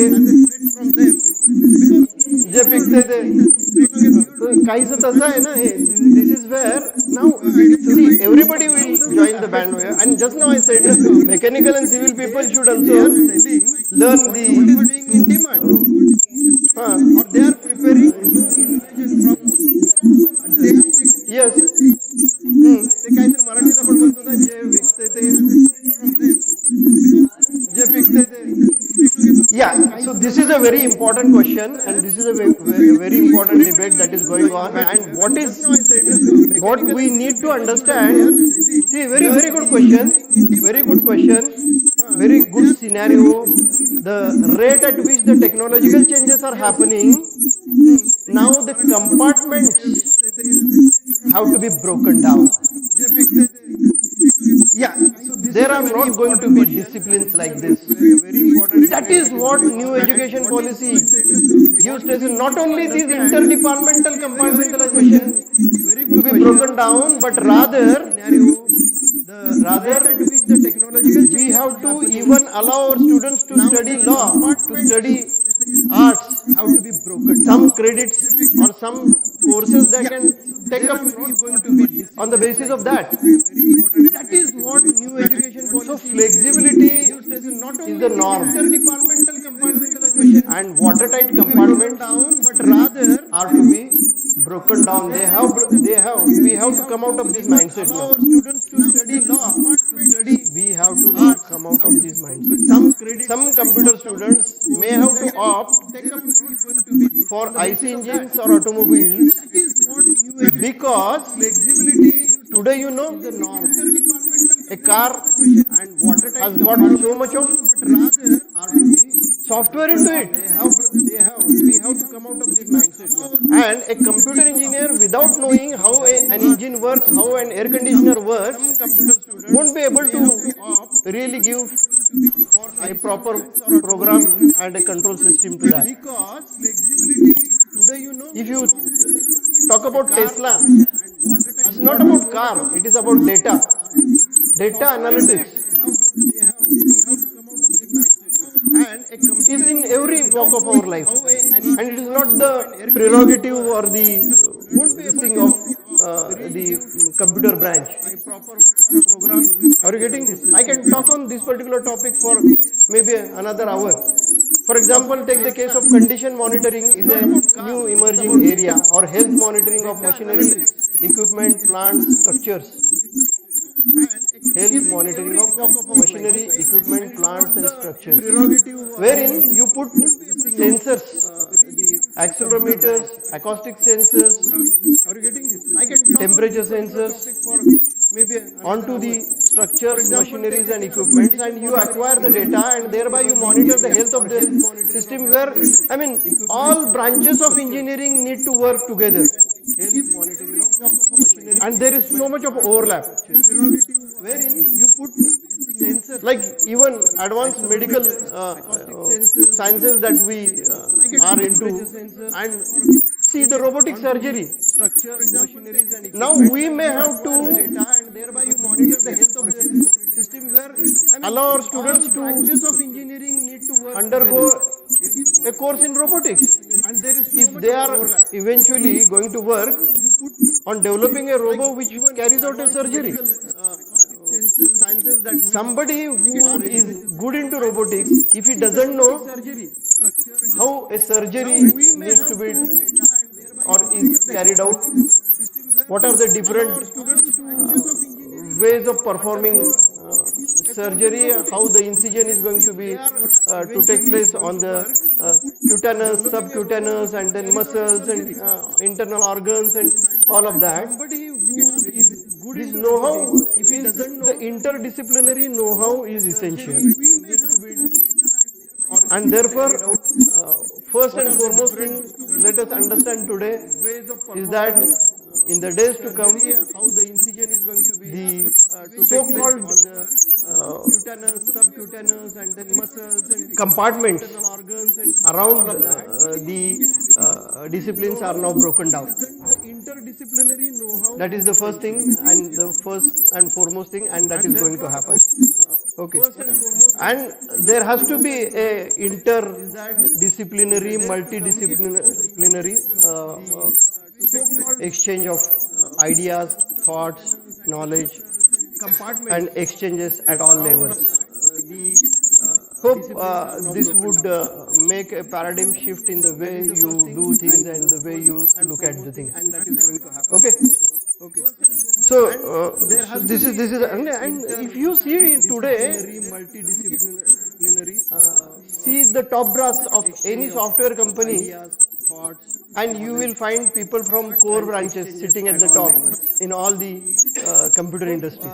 This would make a paradigm shift in the way mostly mechanical, because they are well versed with the applications, and the applications are spreading in all walks of life. Right? It is an enabling technology. Computers is an enabling technology, and that it has, in fact, computer has entered in our lives everywhere. And you want, as a computer, don't want others to enter into your domain. It is the computer which is invading our space. Is it not? It is the Internet of Things which is entering everywhere. What is the new technology that is coming? Everywhere. Metaverse. Enter into your domain. Metaverse. It is the computer which is invading, right, our space.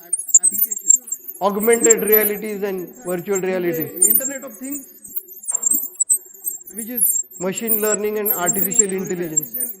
So, see, look, these are now not confined to any discipline in particular. Okay. Metaverse. We have to keep pace with the changing times and technology. Augmented realities. Now somebody is afraid that IC engines are going to be phased out. Now the person who is into IC engine would be threatened, his existence, that he has spent 20 years of his life studying, teaching, developing, designing, modifying IC engines, and now you are saying that EVs are going to rule. Keep pace.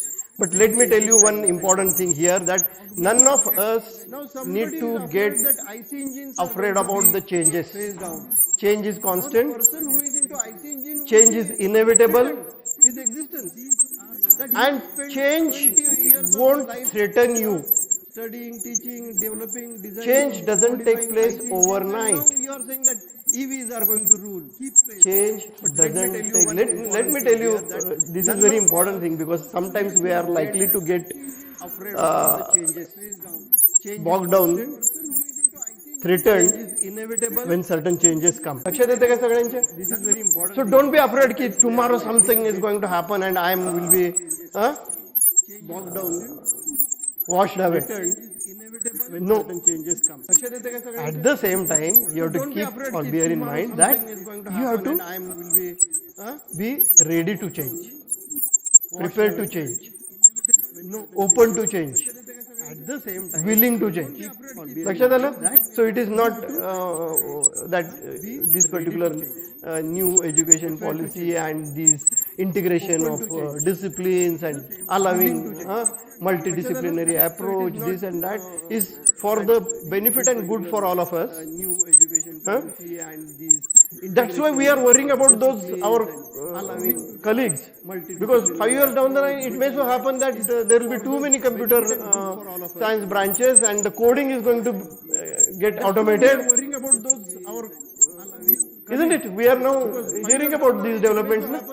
The coding is going to get automated and there will be suddenly slump into the need of the programmers. And that time, we are now see, new technologies come, new technologies emerge. That is why we are preparing our student to become a lifelong learner. And that time, we are now see, new technologies come. Now probably you will appreciate, because many times we use some terminologies, some phrases, some wordings, but really don't understand and get a hold of it. So this is where you will understand why is it necessary to become a lifelong. Many times we use some terminology, some phrases, some wordings, but really don't understand. This is one of the important lifelong outcomes. Is it not? Or graduate attributes in NBA, that your student should be a lifelong learner. Because gone are the days when things were constant for several decades. Or graduate attributes in NBA. Now you will see changes are occurring every year. Gone are the days when things were constant and so this adaptability to the changes and willingness to learn new as per the demand every year is a attribute that every student, every learner and even a teacher is supposed to have. And these are some of the, in fact, drawbacks that we have got stuck into. लक्षात घ्या, हे आमचे आपले problems आहेत. And these are some of the, so that threat has been changed as a challenge. SWOT, strength, weakness, opportunities and threat. So this threat has got a negative connotation.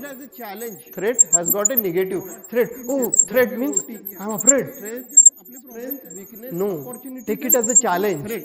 So this threat has got a negative connotation. You train those faculty for Python programming, or for any new technology that you are versed with. Train those faculty, and it is your responsibility now to develop the manpower which can impart education in these emerging areas. You are versed with. Is it not? So find an opportunity. Don't consider it as a threat, but find an opportunity in the new emerging situation. Is it not? So I think how far we are going, I don't know. I have to be little faster, right? Okay. So now there are certain points that have been specified for preparing the institute development plan. Institutional identity, academic information, establishment details, accreditation details, faculty status, for preparing the institute development plan. And this is something we are very worried. And someone in the morning also said that several faculties from private colleges belonging to the computer and IT branch have joined industries. We are very worried. And so this is unheard of. Once you are a faculty, you are not good for industry was a kind of thought for several years. लक्षात आहे ना की ज्यांना ते job मिळत नाही ते टीचिंगला येतात अशा पद्धतीने पण बोललं जाते. That is because of industry was some problems that we inherently लक्षात आहे ना की ज्यांना ते जॉब हे असं समजू नका स्वतःला अशा पद्धतीने पण बोललं जाते. दॅट इज बिकॉज ऑफ आपल्याला फक्त असं एक वलय असते ऍक्च्युली हे टीचर म्हणजे असे आणि ते इंडस्ट्री मधले तसे. क्लोजली आपण जर बघितलं आपल्या घरी कोणीतरी इंडस्ट्रीतला माणूस असेल तर आपल्या लक्षात येते खरोखरी काय करत असतात. एक वलय असते ऍक्च्युली आणि त्यांनाही माहित असते खरोखरी तुम्ही टीचर म्हणजे काय करत असतात. क्लोजली आपण जर बघितलं आपल्या घरी कोणी really this is something I mean we have very false perceptions about our own image as a certain person doing certain profession. I mean, we have very false reality and perceptions. They do not go hand in hand. As a certain person, perception is something different and reality is something different. Reality and perceptions, that's why in pandemic we saw several jokes going around on these online meetings, right? What a housewife says about her husband and opposite in their concerned with their work environment and work communication. बरोबर है ना? So there is some substance of truth to that as well. A housewife says about her husband. Okay. So teacher has got certain inherent drawbacks and problems. बरोबर है ना? So there is some substance of they are not willing to teacher has got update themselves. They are not spending adequate time learning new things. This is a matter of fact which I would like to bring to your notice as a part of this particular communication or presentation. This is something you must realize and see that you which I would like to bring to your notice. Update and upgrade yourself over every passing year. Keep abreast with the technological changes that are happening and that are likely to happen in the future. Update and upgrade yourself. So these are some of the aspects which also involve sports and cultural and research and development and financial reports and facilities, and so we are familiar with these.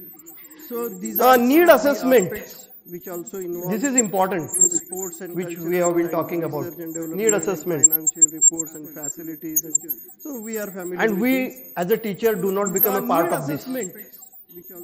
This is a big task and big goal. Need assessment. As a teacher, you need to assess the need of students and the need of those who employ our students.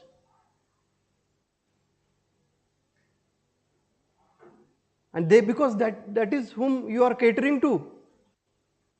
They are your customers. ठीक है, in our Indian context, we don't consider this is considered as a very noble profession and so on and so forth. But what is the reality?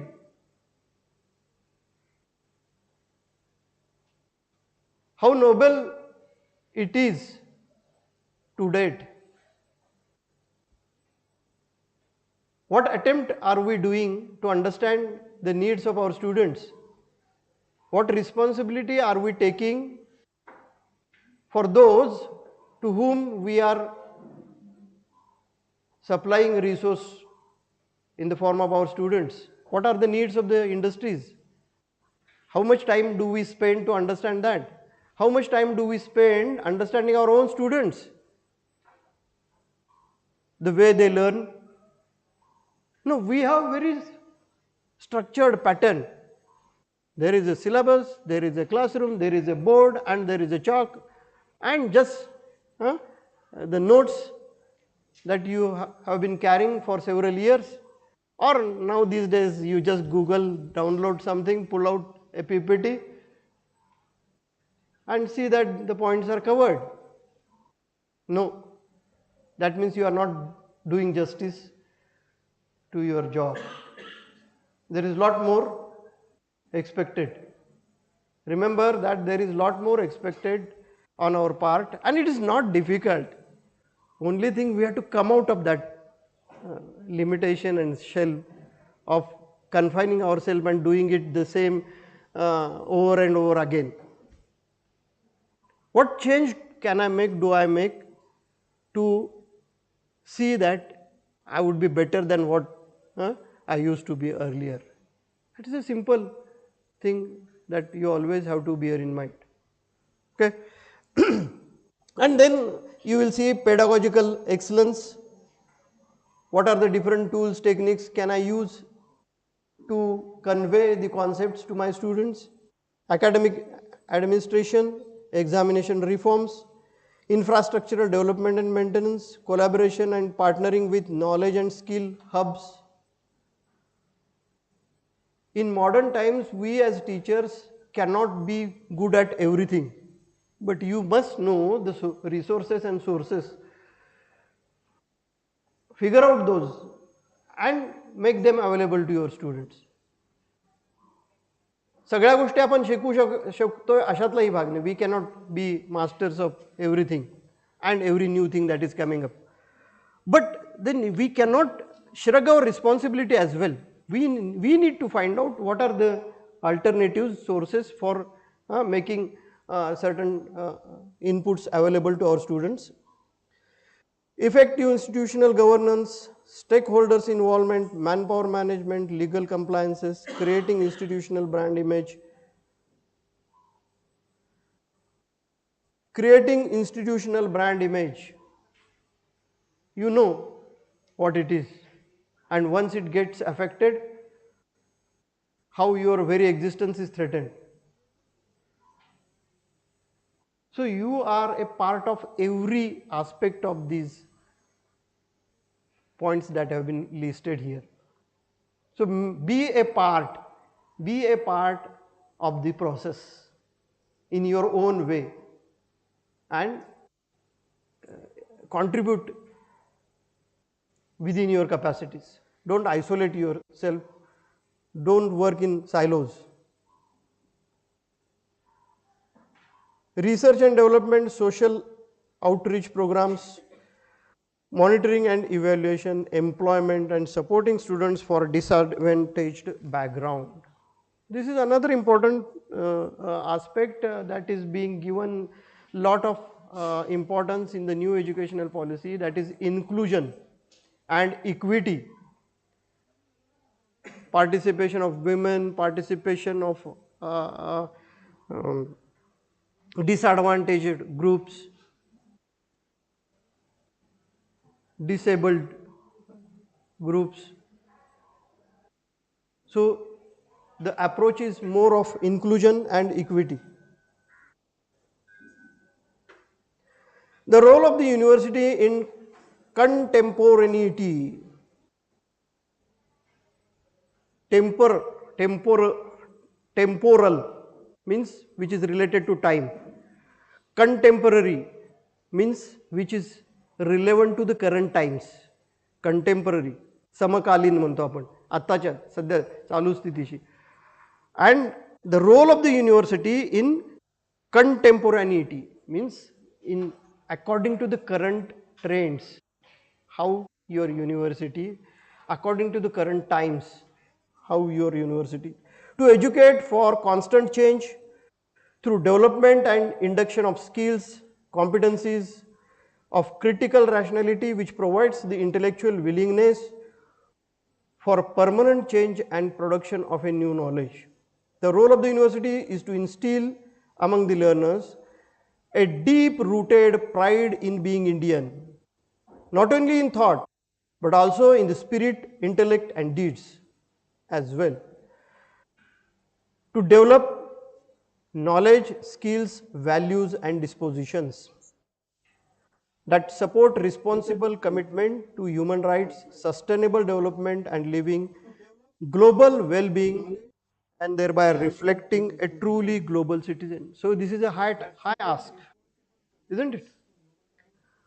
But remember, once upon a time, India was a country with rich cultural heritage. We have very glorious, glorious past. I had mentioned earlier And now our current state of affairs is certainly not so good. And this is one of the premises on which the new educational policy wants to revitalize. We shouldn't feel down and lost. With several problems in the beginning of my talk, I mentioned about the things that we are facing, and we are finding it, how is it possible in terms of everything, unemployment, high population, we are number one in population, right? Currently, we have overtaken China. So, I mean, we have limited resources, we have huge population, but at the same time, it is the technology, it is the education which is going to have solutions for all of these. Do you believe this or not? तुमच्या असं लक्षात येतं का की बरेच वेळा आपण स्वतःला असं समजत असतो की I am a very small spike in this huge universe. What difference am I going to make असं वाटतं ना बऱ्याच जणांना. माझा महिन्याचा पगार झाला तर बरं आहे, नाही तर that is my priority. And this fellow is talking about the glorious past and the going to be glorious future. See, there has to be belief. Otherwise, our Prime Minister, if he keeps this particular kind of attitude, लक्षात येते का बघा, आपले prime minister जर असे म्हणायला लागले, अरे there are several problems my country is facing, where do I go from here? Are you getting? Somebody who is leading a country with almost 140+ crore population, several differences, several problems.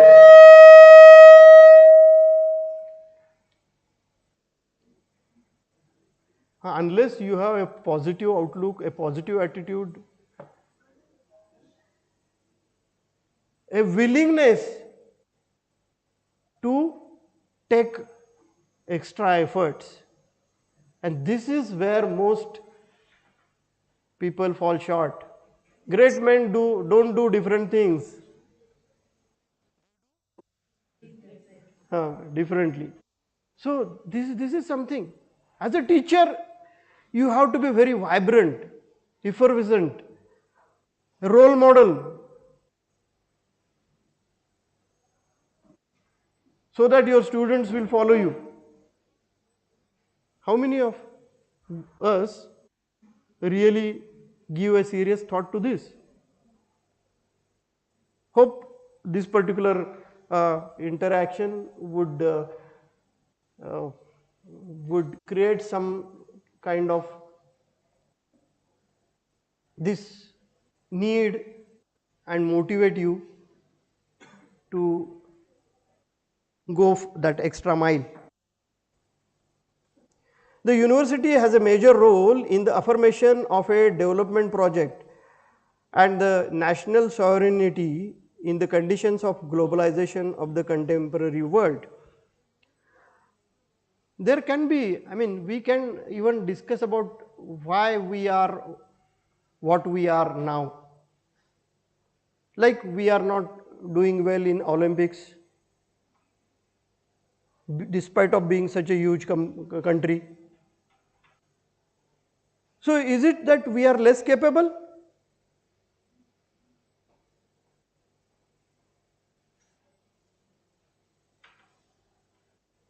As a country, we are not somebody who is seen into the scientific landscape where we get Nobel Prize.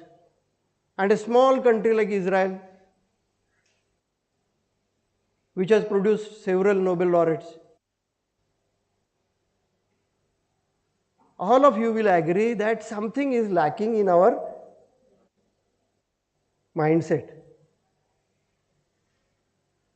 तुमच्यापैकी असं कोणी या गोष्टीला disagree होणार नाही. None of you will disagree that something is really going wrong in our mindset.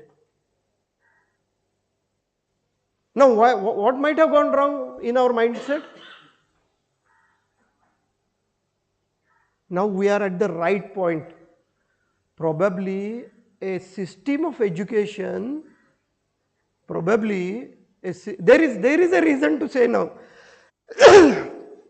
There is a reason to say at this point. I hope all of you are listening to me. That we are into a certain kind of situation as a country as a whole. Do you agree? A country as a whole, a hugely populated country as a whole, if we assess our performance and achievements in terms of any parameter, certainly we are not up to the mark. Right? What might have gone wrong?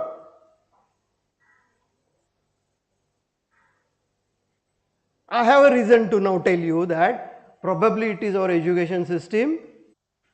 Most probably it is our education system which was thrusted upon us by the British, right? Which was intended for what? Creating a certain kind of workforce which is of a clerical kind, or which is supposed to do a certain kind of administration under them, and this probably has been happening for over 2 centuries. Are you getting it? And that's why probably we have lost our glory. हे जे hypothesis आहे ते त्याच्यात तथ्य असण्याची शक्यता भरपूर आहे ना.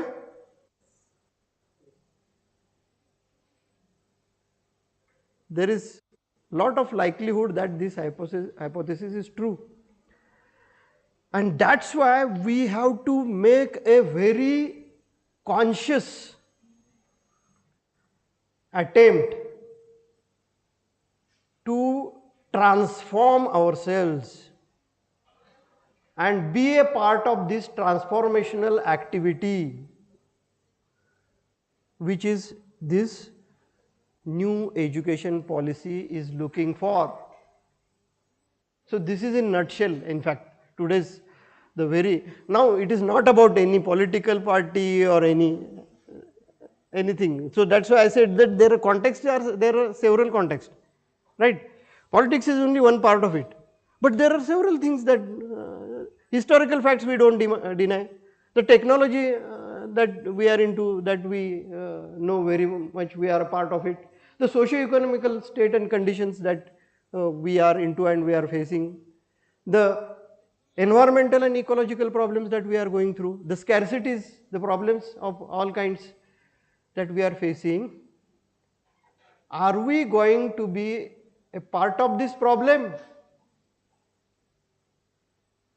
Are we going to be a part of this problem or part of a solution to this particular problem?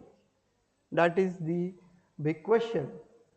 Are we going to be a part of this problem or part of the solution to this problem? And all of you will agree that you would certainly like to be a part in the solution to this particular problem.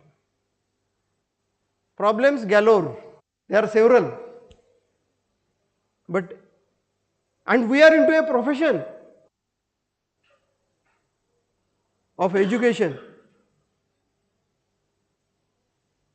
which directs the new generation in a certain path, is it not? So remember, don't consider your role to be very limited, confined, concerned with teaching data systems or microprocessor architecture or something like that. That is only a part of it, but a whole lot of things of mindset that go behind your profession.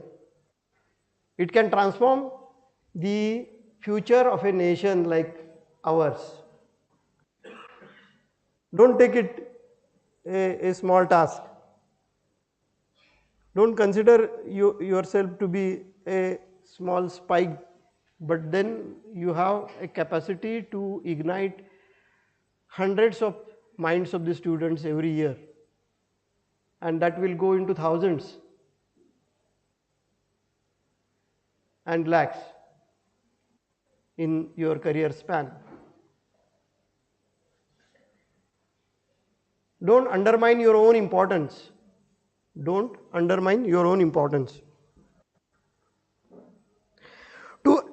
So higher education thus is a fundamental tool to combat poverty, eradicate misery and promote economic and social development through the formation of responsible and active citizens committed to the construction of societies focused on defending peace, human rights and democratic values.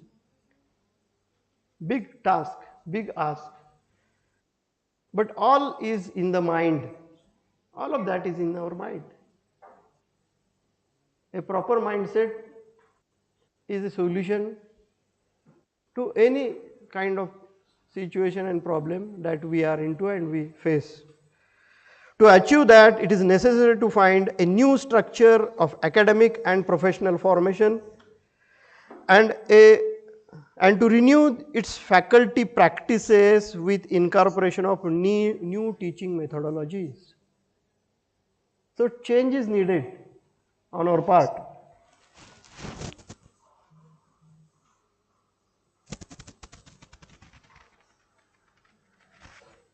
This probably all of you must have seen somewhere or the other.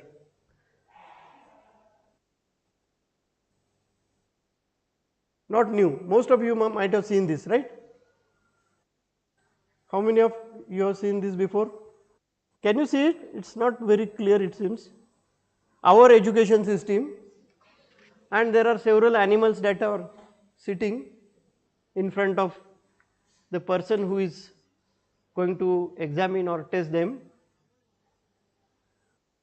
And for a fair selection, everybody has to take the same exam. Please climb the tree.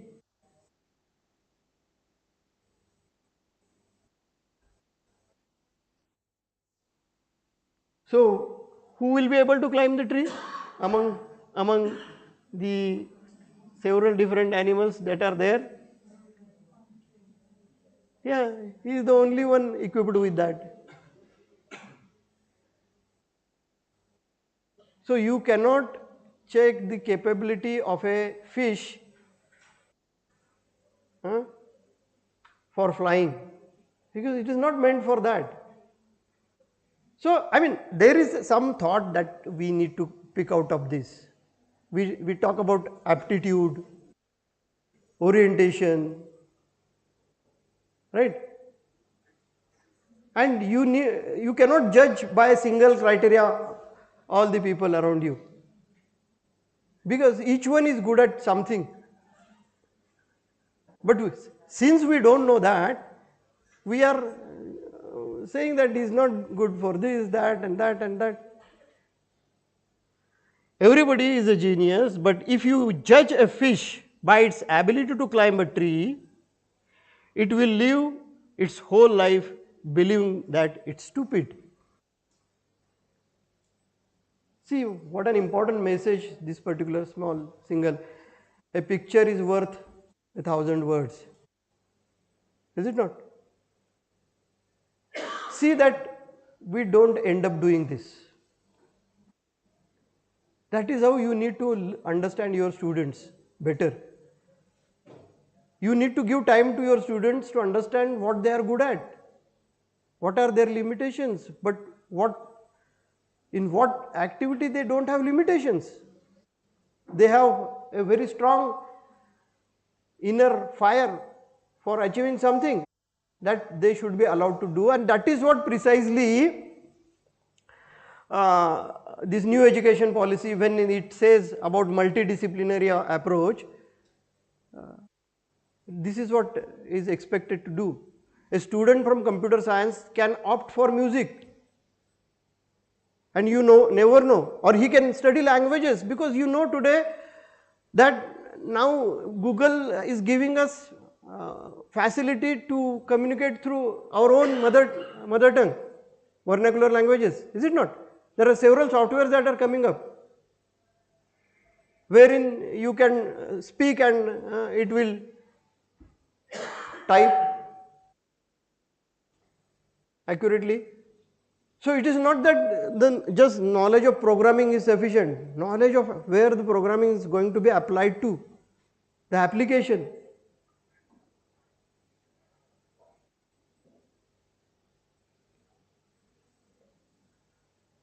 So multidisciplinary will enable the students with their own inherent talents and aptitudes and merge them with their professional. They say that hobby and profession, if they join hands, that will do wonders. So that is what is expected in the multidisciplinary education system. So there are different ways. See, I have been entrusted with this particular task of delivering to you.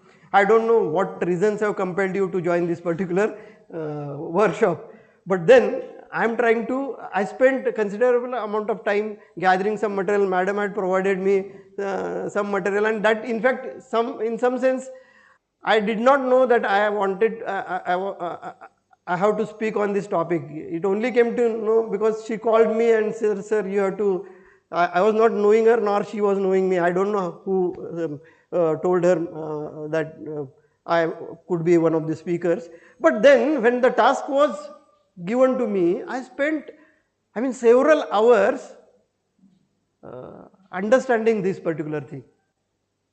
It is not that I am expert in new education policy, not at all. Only 15 days back I was totally, I was like you only, as blank as what is this new education policy is all about. Let me tell it frankly. But today early morning at somewhere around 4:30, I had suddenly got up and I had a thought in my mind. And that is where I thought that, yeah, that is called as brainstorming. Because several days and several hours I saw several things, read several things, saw some videos, collected this material, that material, that material. Madam had given some material, I collected 5 times more than that. My folder is now flooded. And then in the morning, sometimes we have got some kind of, thoughts that things are not going to change. This is like this only. I see on the faces of most of you that kind of feeling that, well, this will go on. Things are not going to change. But then let me tell you that at some point of time, I felt that it's really true. Once upon a time, we were a glorious nation. Today, we are certainly not in good shape. But we have no reason to believe that once again we can get into the glorious future. Is it not? This is a positive thought. The past is at least true. Everybody will agree. Then the Mughals came, right? And we saw how it affected the country's very structure. And then the British came. So there are, all reasons to believe that there is certainly something that went wrong with our nation, which brought us from the track of glory to a state of a underdeveloped, backward nation, to tell it bluntly. But now there is no reason for us to be like this. And don't see the situation around as any constant. Take one thing at a time, look at your role and see that how you can deliver the responsibilities within your capacities. And certainly if every one of us start doing that, then the glorious days are not too far.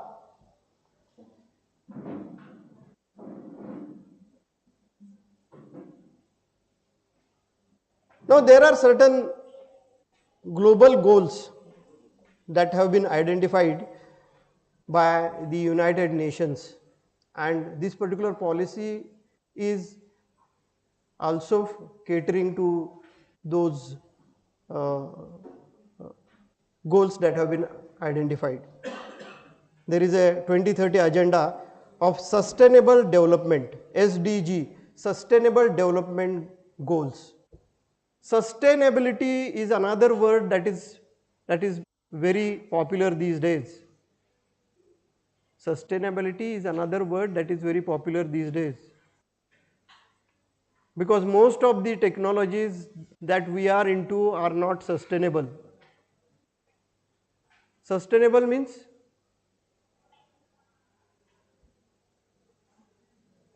that they have to be on their own. There has to be a process of recycling, and the technology or the process should not adversely affect the ecology and environment and our own existence. And this is one of the important thoughts that is given an importance. So India will be promoted as a global study destination, providing premier education at affordable cost, thereby helping to restore its role as a Vishwa Guru.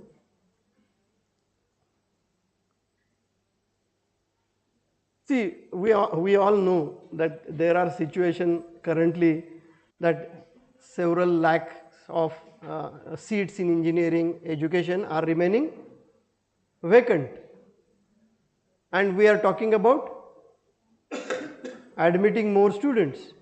But I will tell you, I mean, if you are patient and willing to listen, I will demonstrate to you all these things, though apparently they may see contradictory.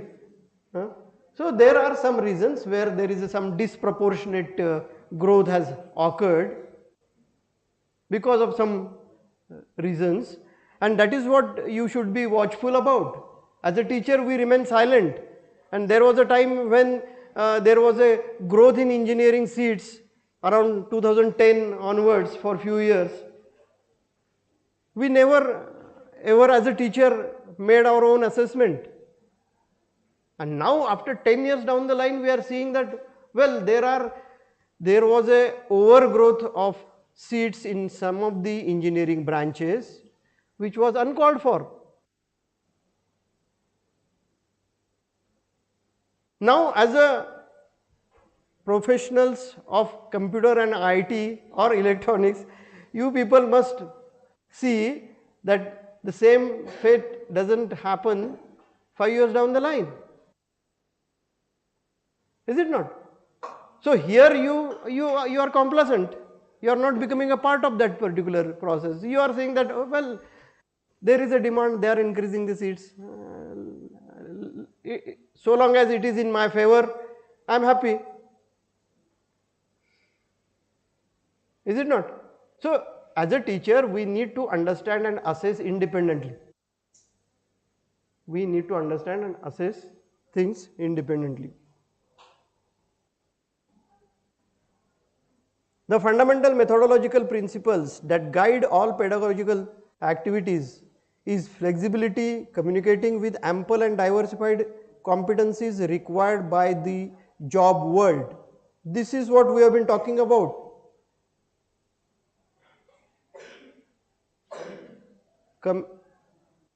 Communicating with ample and diversified competencies required by the job world. What are the competencies required by the job world? There are several. And how many of those competencies are addressed in my curriculum? Right?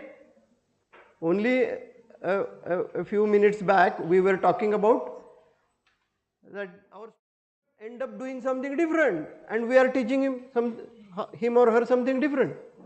Now the job competencies needed in the job market are several. Same is the fact with our curriculum. Now we need to map them properly,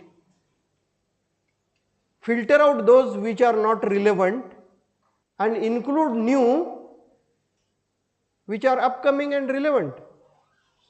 And whose responsibility is this? Most teachers say that it is somebody's responsibility. No. Remember, it's your responsibility as even a young teacher. Probably it is even more responsibility. Your own classmates must be working in several industries, right? How much do you interact them in terms of these professional things that they are into? It may not be adequate.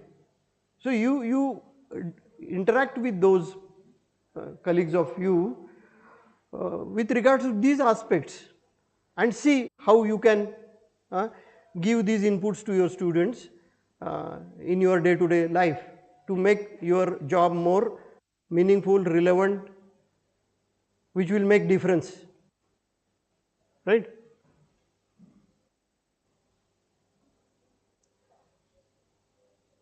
Now pedagogy is another word that is being talked about quite often.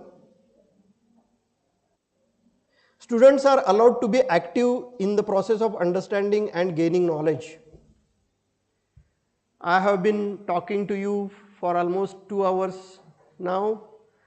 You are passively listening and this is certainly not a very good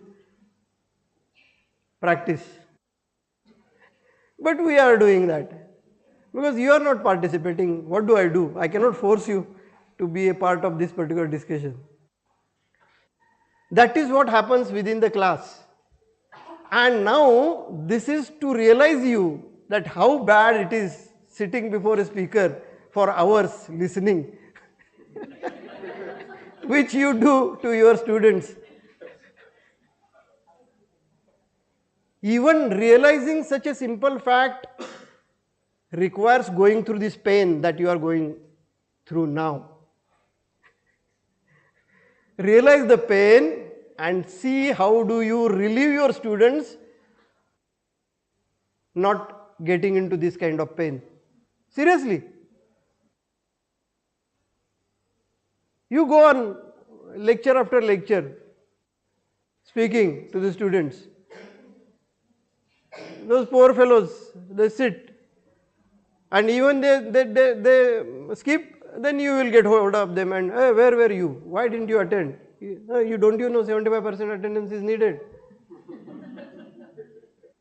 So let us resolve today that you will make your lectures more engaging. आज लक्षात आलं ना तुमच्या how painful it is? So now I am giving you pain for a day, but you give it all through your life. So one very important resolution and realization that we will make today, that we will make teaching learning process more engaging, where the student would actively participate. How do you do that?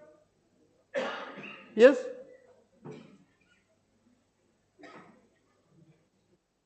Again you will have several problems.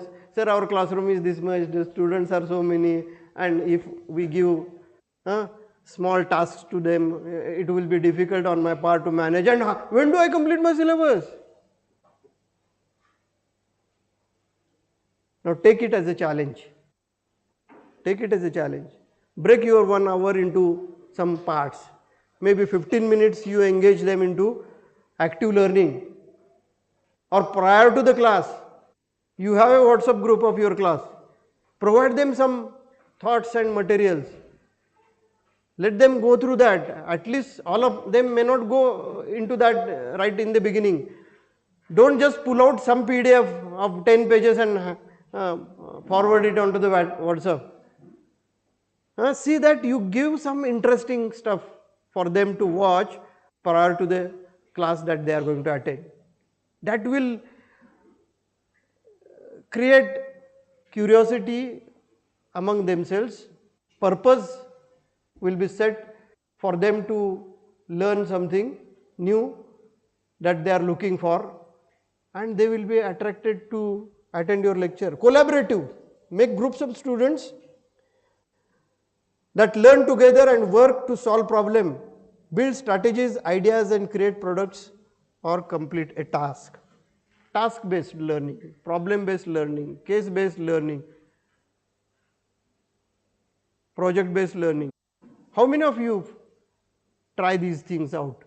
How many times?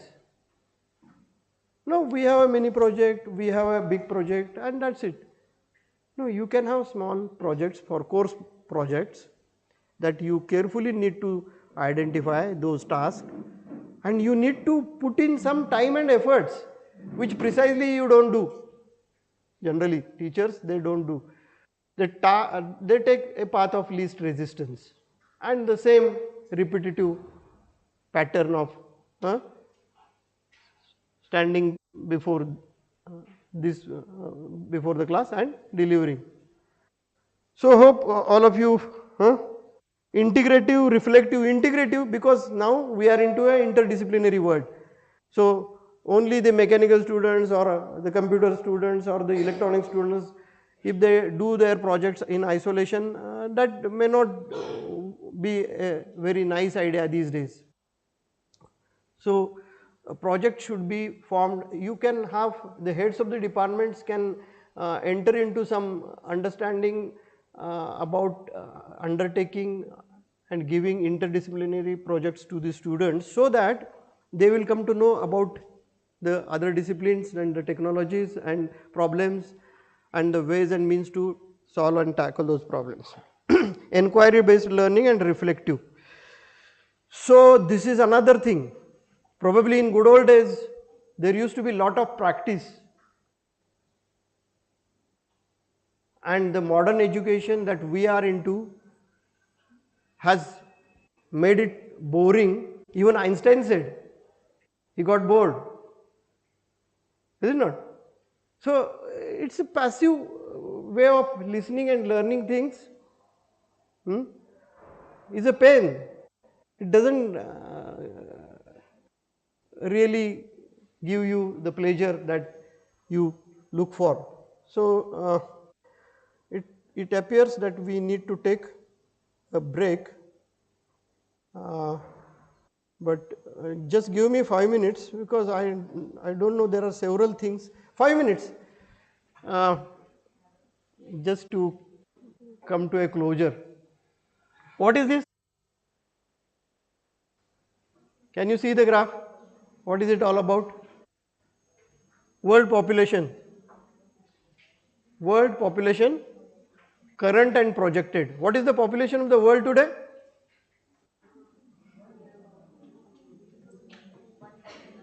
Somewhere around 750 crores, right?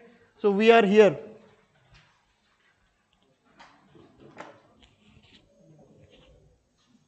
(2020), right?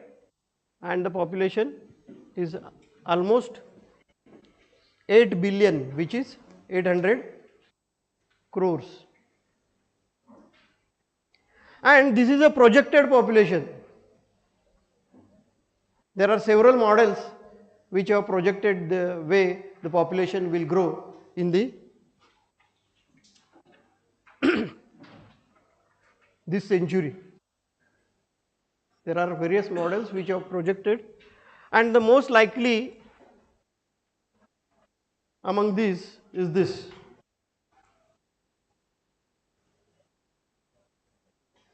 And the population is expected to stabilize somewhere around 1000 crores. So that is a good sign. Somewhere it is going to get stabilized, because the scarcity that we are experiencing needs to be somewhere, the supply and demand need to match somewhere. So as a teacher we need to know, because we are going to be a part of this particular period, 2030, 2040, 2050, some of you would be retiring during this period. So those who talk about data analytics or different models used for predicting, so this is that. This is another graph that I came across. What is this? This is that. See, most of you are not paying attention to what is there. Don't look inquisitive. A graph has been shown to you. Hope that it is visible. Can you read this? Ah. So we are here just now, where our populations matched, and now the red curve that you see is the population of India in the next few decades.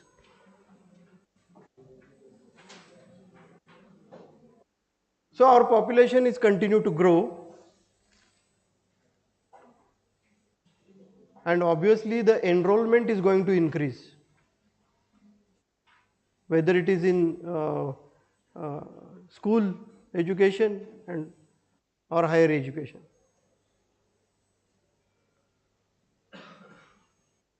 Current enrollment is not good because there are several reasons. So unless there is increase in employment, you would say that the enrollment won't grow, right? Now how the employment is going to increase? There are some policy decisions, some measures, right? Or some opportunities. So none of this is going to happen on its own. Although there are forces that govern these changes, there are some human actions, policies, decisions that go in to leverage these. For example, our own government can invest into infrastructural development, which will create more employment, right? And then the enrollment will increase. So current scenario doesn't stay for long, and you are part of this process. That has to be kept in mind.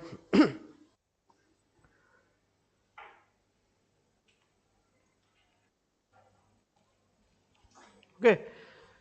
So as a teacher you need to keep yourself informed about even these things. Otherwise, what is the point in knowing that there are 24 lakh seats in engineering, 18 lakhs are filled, that means 25% remain vacant, 13 lakhs of that are the students who complete the education, and out of that 7 lakh get jobs. That is one statistics that I heard somewhere.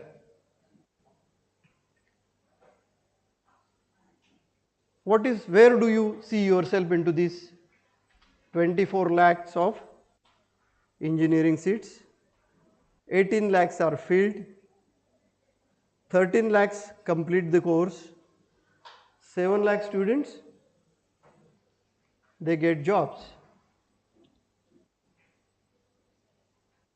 As a teacher, where do you see yourself in this? And you cannot say that, well, what do? I do my job. No. Each one of you can do that delta or epsilon. खारीचा वाटा म्हणतो ना आपण. तुमच्या स्वतःच्या एफर्टमुळं जर 2 मुलांना job मिळाला प्रत्येकाच्या, is it something different that you are doing out of way? No. You are changing your ways and means of doing things incrementally, which are more in line with what is needed, what is required. within your own institute, within your own discipline of education. लक्षात येते काय? All these big numbers is a summation, but they are all fragmented everywhere, and there are everywhere the students and the teachers are there. We ourselves need to leverage certain things. I hope nobody would disagree this. Disagree कोणी कराल का तुम्ही? No, it is somebody else's. ह्या 7 लाखामध्ये तुमच्या कॉलेजची 70 पोरं तरी आहेत. ते 70चे 75 कसे होतील बघणे, 100 कसे होतील बघणे. That is how you can cut down your task. As simple as that. So don't have any a impending thought or a hurdle or obstructive thinking in your mind that it is not something within my control. Everything is a impending thought or a hurdle, or if there is a will, there is a way. So if you are willing to add a small incremental thing to this, definitely you can reorient yourself. Okay, so with this, and then the literacy rate. These are some of the graphs I just went through. This is how the red is the male literacy, which is almost linearly growing. But if you see the blue one, the women literacy, you will see that it is growing at a faster rate. What does it indicate? When we were in engineering college, there was only one girl student in a class. Now you have 1/3 or even more class occupied with girl students. So these are changes only, is it not? And these changes are going to propagate even further. There will be more women workforce that you will find in every walk of our lives.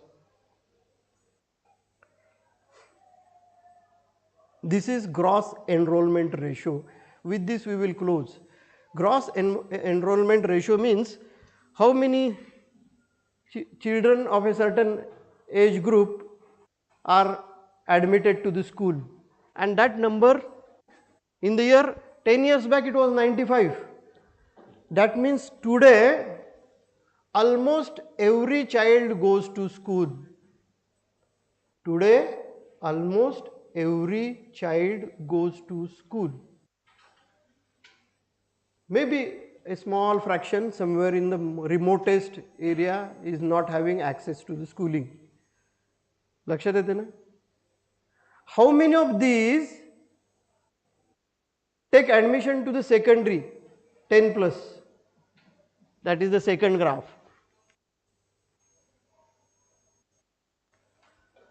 62%. So that means almost 40%. Now that 62 might have reached almost 70. So 30% they don't go beyond 10th. Are you getting this?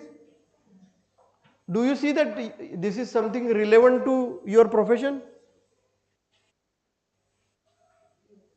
And have you ever given any thought to knowing these stats? And then higher education. Now the number here is how much?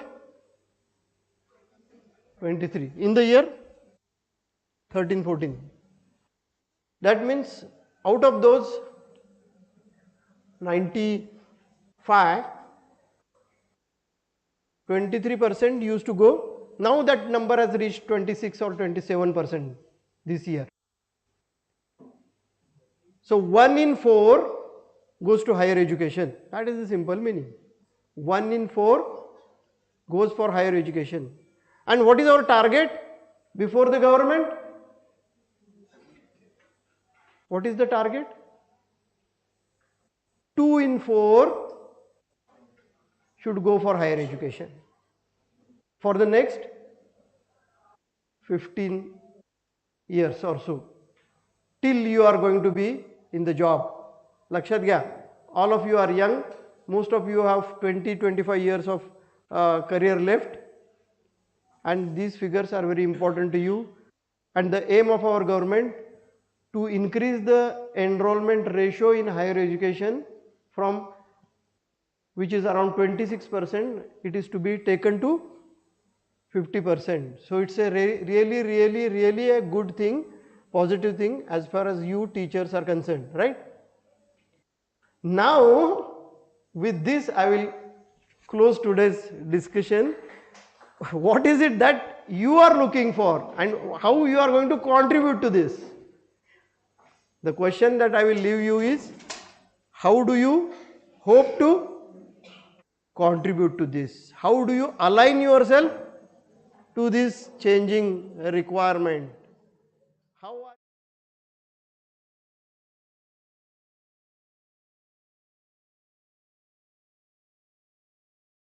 sense, then I hope my job is done. Okay, so thank you for being so patient and listening so intently.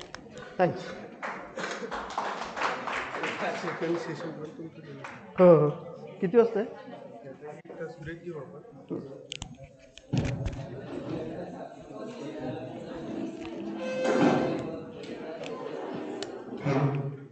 Thank you, sir, for your valuable guidance. The first session was very interesting to learn about the NAV, what are the future challenges.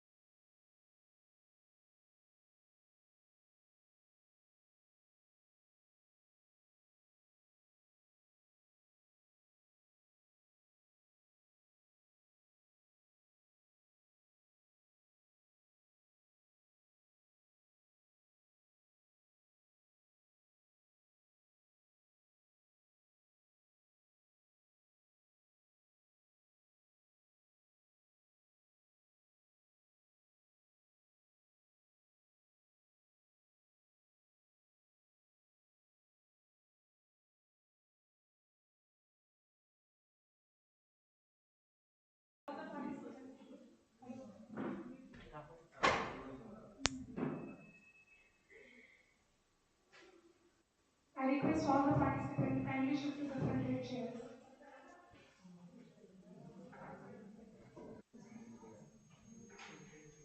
Kindly shift to the first chairs. We will switch off the AC.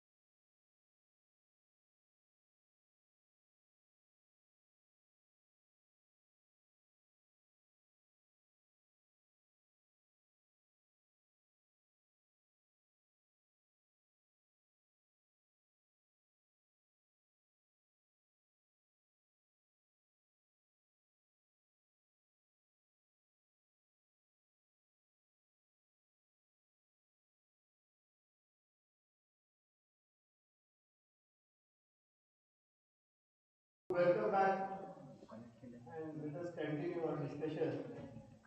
But let us now have it interactive. Okay. So now you might have heard or even seen that the name nature of jobs is going to be different in the days to come. Certain jobs will be outdated, will not exist any longer, and there will be new jobs that will be coming up. I understand that those who are on a disadvantaged position won't be able to see what is there. But you have your mobile. And just please let me know, this is a small exercise we will be doing for 10 minutes or 5 minutes as to what are the jobs that will disappear and what new jobs are likely to come up in the say next decade or so. So that is the exercise I will give to you. So you let me know which jobs will be uh, eliminated and which new proficiencies and job requirements are likely to come up in the next 10 years. So this is an engaging exercise and useful for us, all of us as teachers.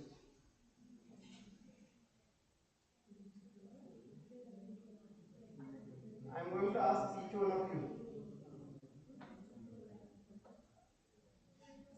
I am going to ask each one of you at least one job that will be.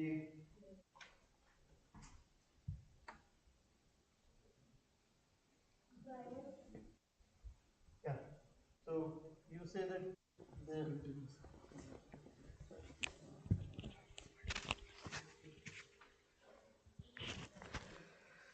the job of a driver would be replaced by a automatically driven car.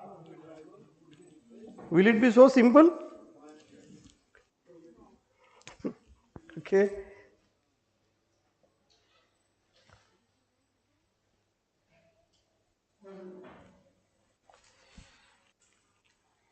Which company is working on this? Yeah. Okay. Hmm. What else? Give me a list of at least 10 jobs that may not exist any longer next 10 years, and what new kind of jobs would come up. That will help you to prepare yourself as teachers for the next decade. Yes? Yes? Training? Cleaning equipment. Okay. Cashiers. Hmm? Newspapers. Yeah, cashiers. Okay.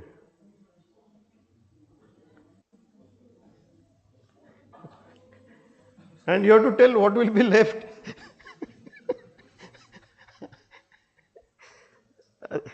नहीं तो हम कहीं के नहीं रह जाएंगे. Yes?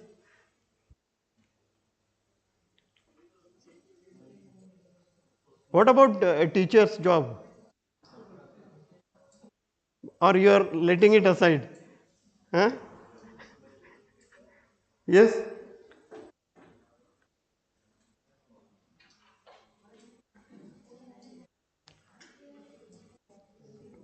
Quickly. You can Google and find out. No? Huh? Yes? Chat GPT. Okay, this will. Yeah, you have to give this also.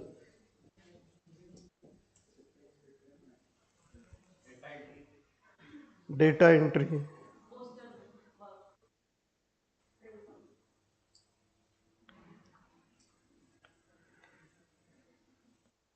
And? Yes?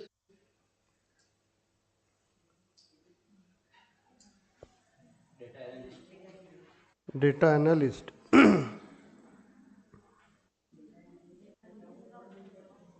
But you are teaching these days data science, data analytics, and very soon you are saying that it will be. Huh? Come on.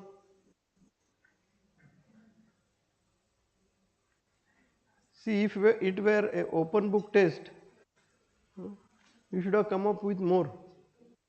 Or is that what is listed on Google? Huh? So tell me more.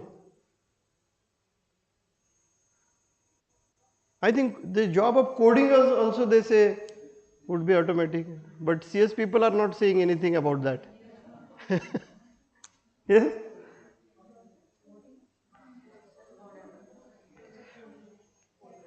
Testing, coding.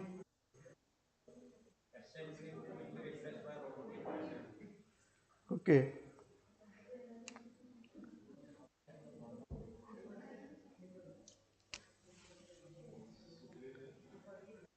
See, you are not responding that fast. I mean, this is not good. Lawyers.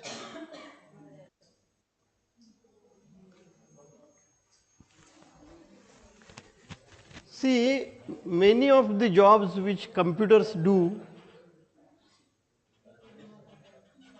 huh? Call centers will be automated.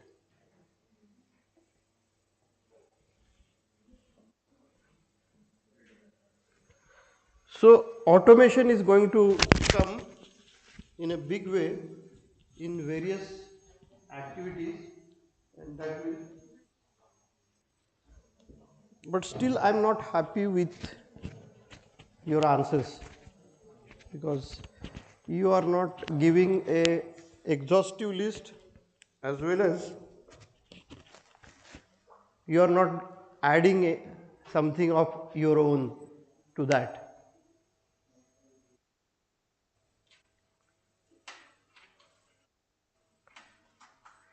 And look, this is not digital, that is 0 and 1. That means this job will be altogether phased out, or these jobs will be altogether phased out. No. The way we do those would change. Remember, it is not about that this won't be there. And for automated car, like you know, in India, what difficulties would be there, right? It's not very that easy, right? Of course, there has to be affordability. Moreover, when you talk about these replacements, a country as populated as ours would certainly will have much cheaper manpower available. So, do any one of you want to add? No, let us now confine ourselves to engineering jobs. Okay. So, which among these are?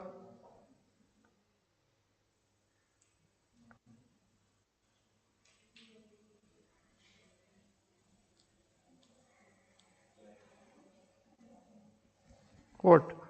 There are very few. And what will be the new jobs that are likely to come up? That you are not listed.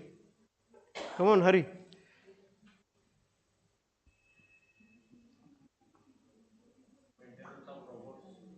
Okay. Maintenance of robots. That means there will be large number of robots that we will be employing, and obviously, but there will be new robots to maintain those robots. Is it not? Cyber security experts, they will be needed more. Okay.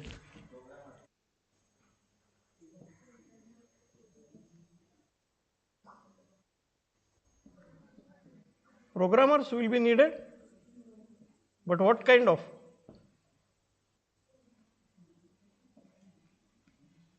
Yes. What type of programmers?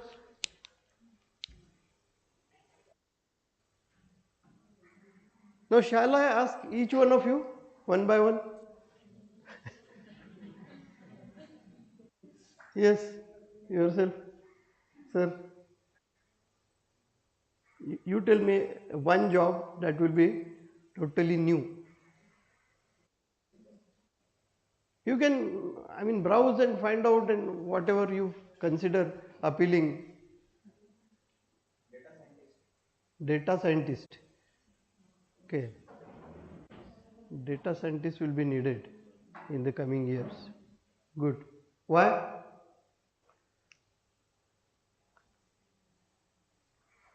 What does a data scientist do, which probably your computer may not be able to do?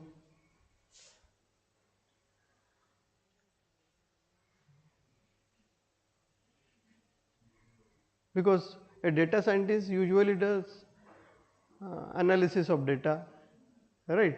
And most of the statistical tools we are available with, which a computer can take care of. And we have artificial intelligence and machine learning. So we probably may not require a data scientist. Computers can or may take care of it. How do you justify me if I say so that yeah, there will be a need of the data scientist even beyond that?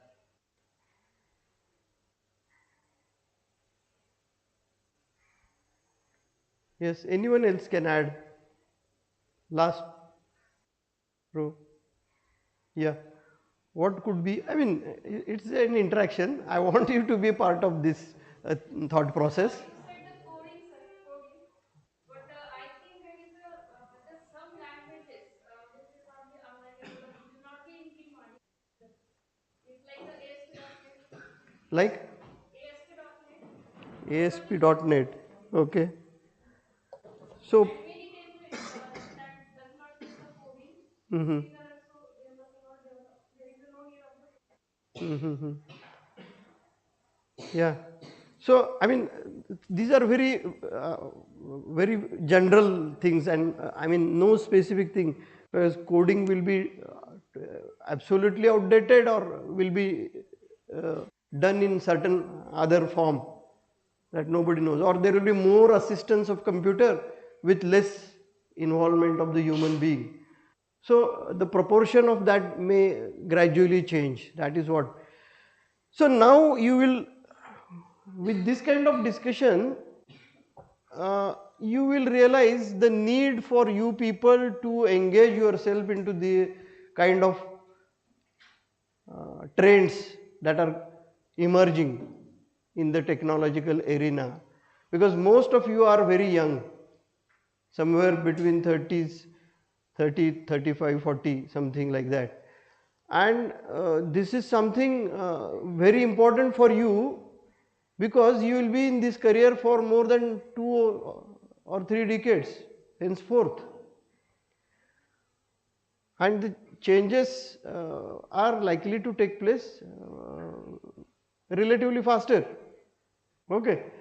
And if you do not understand the gravity of what we are discussing right now, as far as the kind of jobs that will remain or that will be wiped out, you won't be oriented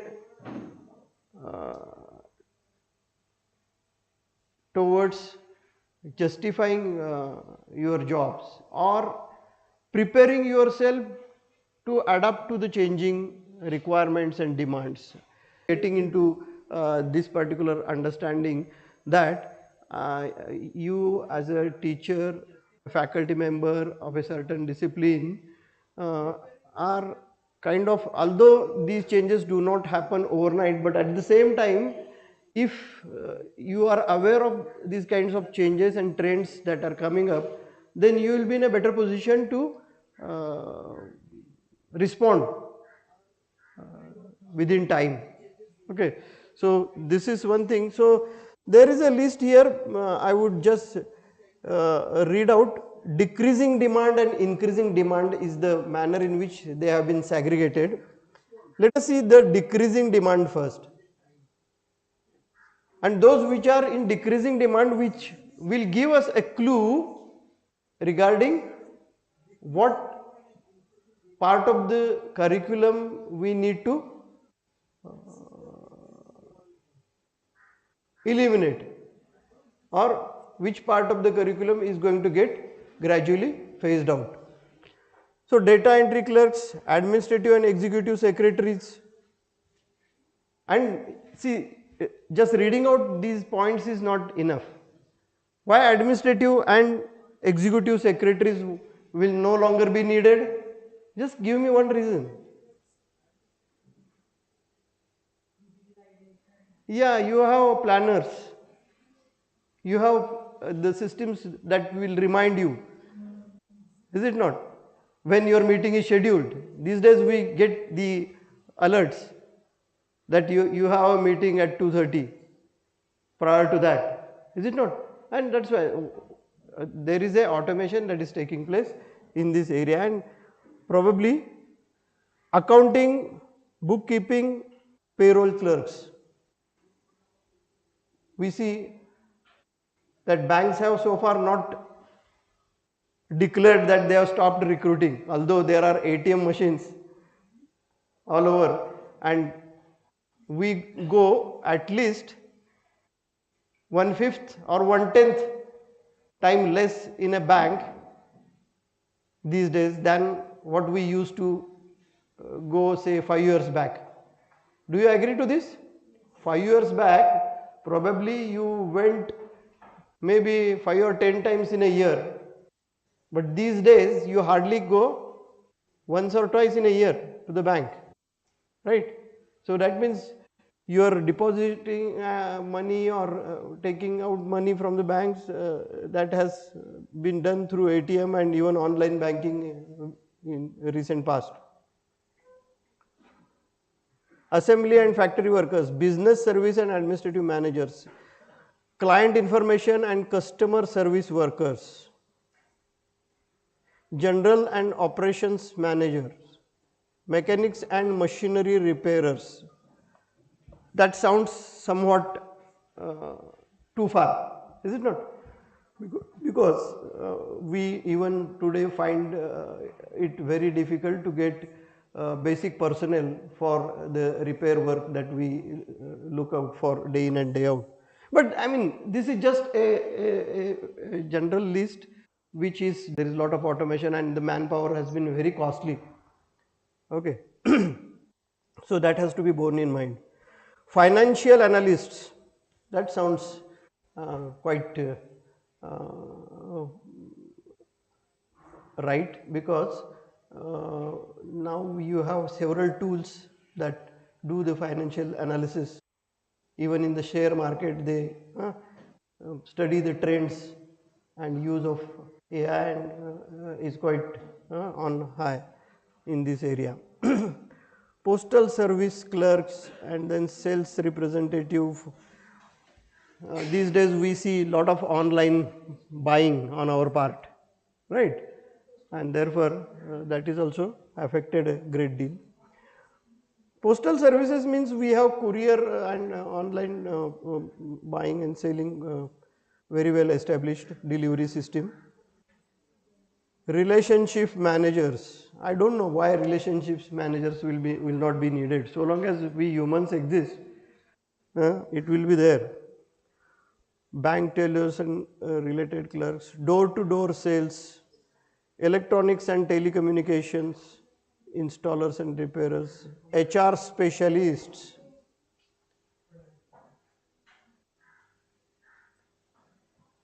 I think they will be needed, HR specialists, because you see several companies, they came up with the story that the recruitment they did, and then they eventually figured out that the information provided by the individuals turned out to be fake, or it was it was blown up in terms of the capabilities and experience, etc., right? So most of the times it is when you interact with a human, you really come to know about the person's proficiencies, the capabilities and so on and so forth, isn't it? So there is no 0 and 1 answer to all of these, remember, but there is a gradual change, and you should be oriented that, well, the nature of jobs is going to change and certain things are going to get automated, and certain would new job proficiencies would come up. Construction laborers, I don't believe, training and development specialists. Now the left side, increasing demand, data analysts and scientists, AI and machine learning specialists, big data specialists, digital marketing and strategy specialists, process automation specialists, business development professionals. Why business development professionals will be more in need? Can someone elaborate on this? Business development professionals.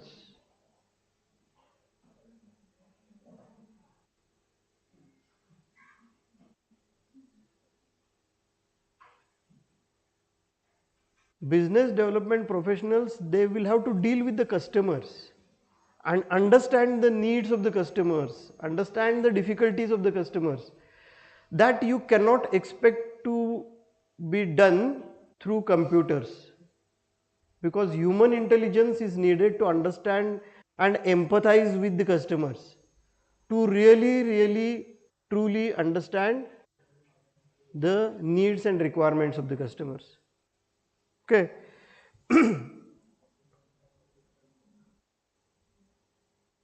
Database and network professionals, robotics engineers, strategic advisors, management and organization analysts, fintech engineers, mechanics and machinery repairers, they have been included on both sides. Well, they are numbered here. So, organizational development specialists and risk management specialists. Anyway, this is not an exhaustive thing, and you can think about your own domain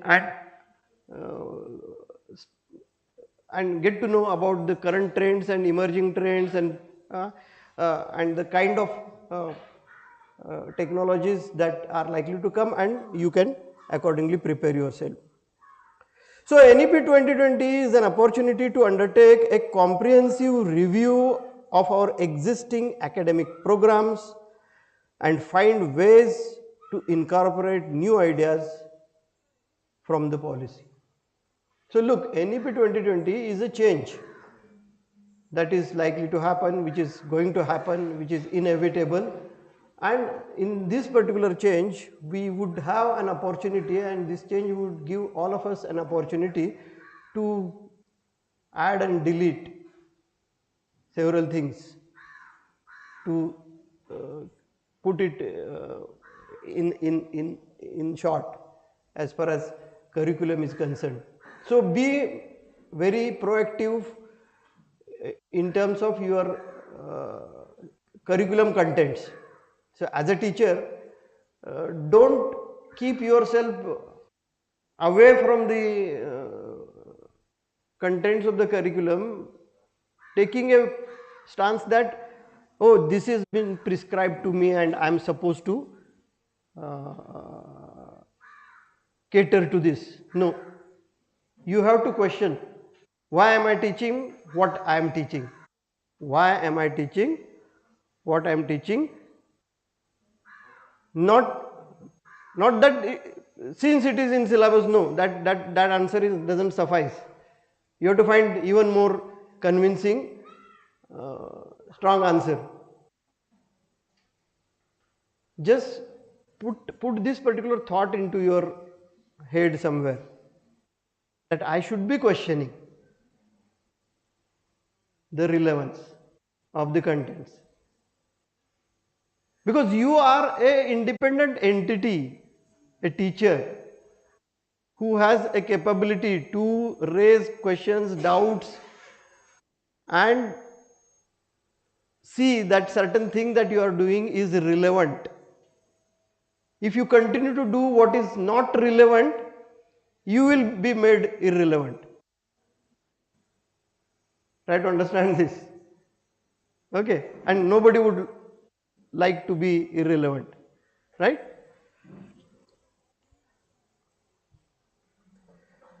The government of India announced the National Education Policy NEP 2020 in July 2020, covering all levels of education from school education to higher education, including professional education and adult education. The policy rests on principles of, so this is another important thing, affordability, accessibility, quality, equity and accountability. So these are very important words that need to be understood in the context of NEP 2020. Affordability. So this is for a country like us, education, the cost of education cannot be afforded by all the individuals. The capacity to pay is limited, and therefore always one has to see that you will be able to provide the education at the affordable cost. There are few institutes, as you all know, private institutes who are charging 4 times more fees than what you are, is it not? And they are giving, but then that's a limited sector, and there are limited takers for that in terms of affordability. But there is a 80% of our population is still doesn't afford that kind of education, and an institute like yours, though it is considered to be a private institute, still with any world standard the cost of education is still affordable, and it can be made further affordable. And you cannot, I mean, just see that, well, it is management's problem, it is not my problem, that management should give me salaries as per 7 pay commission recommendations. No. Hope you get this. You are a part of that process, you are a cost component to the management, and return on the investment that the management does on you is subject to assessment, right? If you are paid say 1 lakh rupees per month, that amounts to 12 lakh rupees, are you really giving those returns in terms of the services that you render to your students? I mean, just I am putting a question. The thing is that your attempt always should be to see that you deliver beyond that. Okay, so that will make you always safer, you, your institute and the whole thing, and there is a scope for all of the stakeholders to be competitive. Accessibility, we need to provide access to all the resources to those who are undergoing education. Then quality, merely giving a degree at the end of 4 years which doesn't help the cause.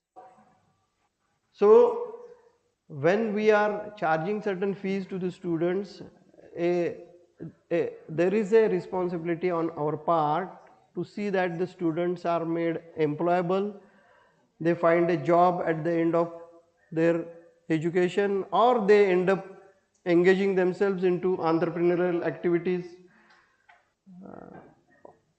or develop certain capabilities which suit them to take up these activities. Okay. Equity and accountability. So in fact, when I spoke of everything, accountability is what I was mentioning. So we are all accountable to our own responsibilities that have been thrusted upon us. A substantial part of the policy document is devoted to higher education with emphasis on multi. Now what is the emphasis of new educational policy as far as higher education is concerned? One of that is multidisciplinary approach.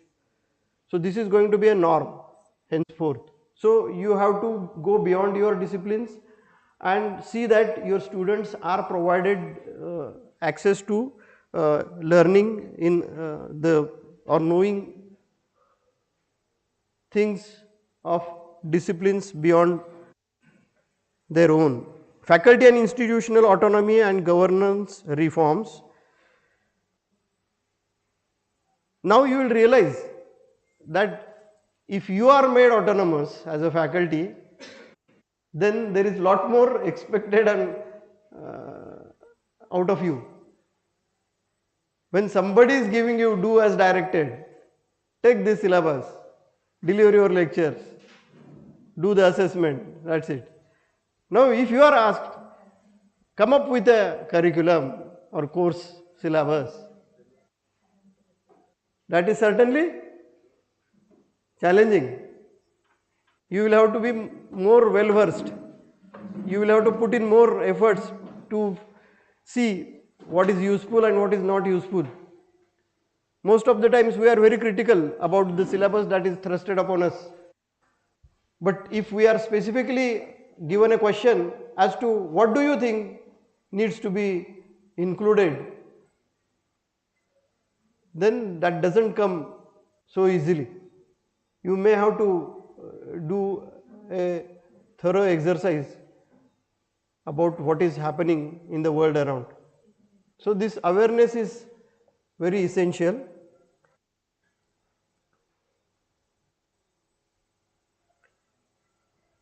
Enhancing access through credit mobility, we have spoken about this. Open and digital learning environment. Now resources are all available at various locations.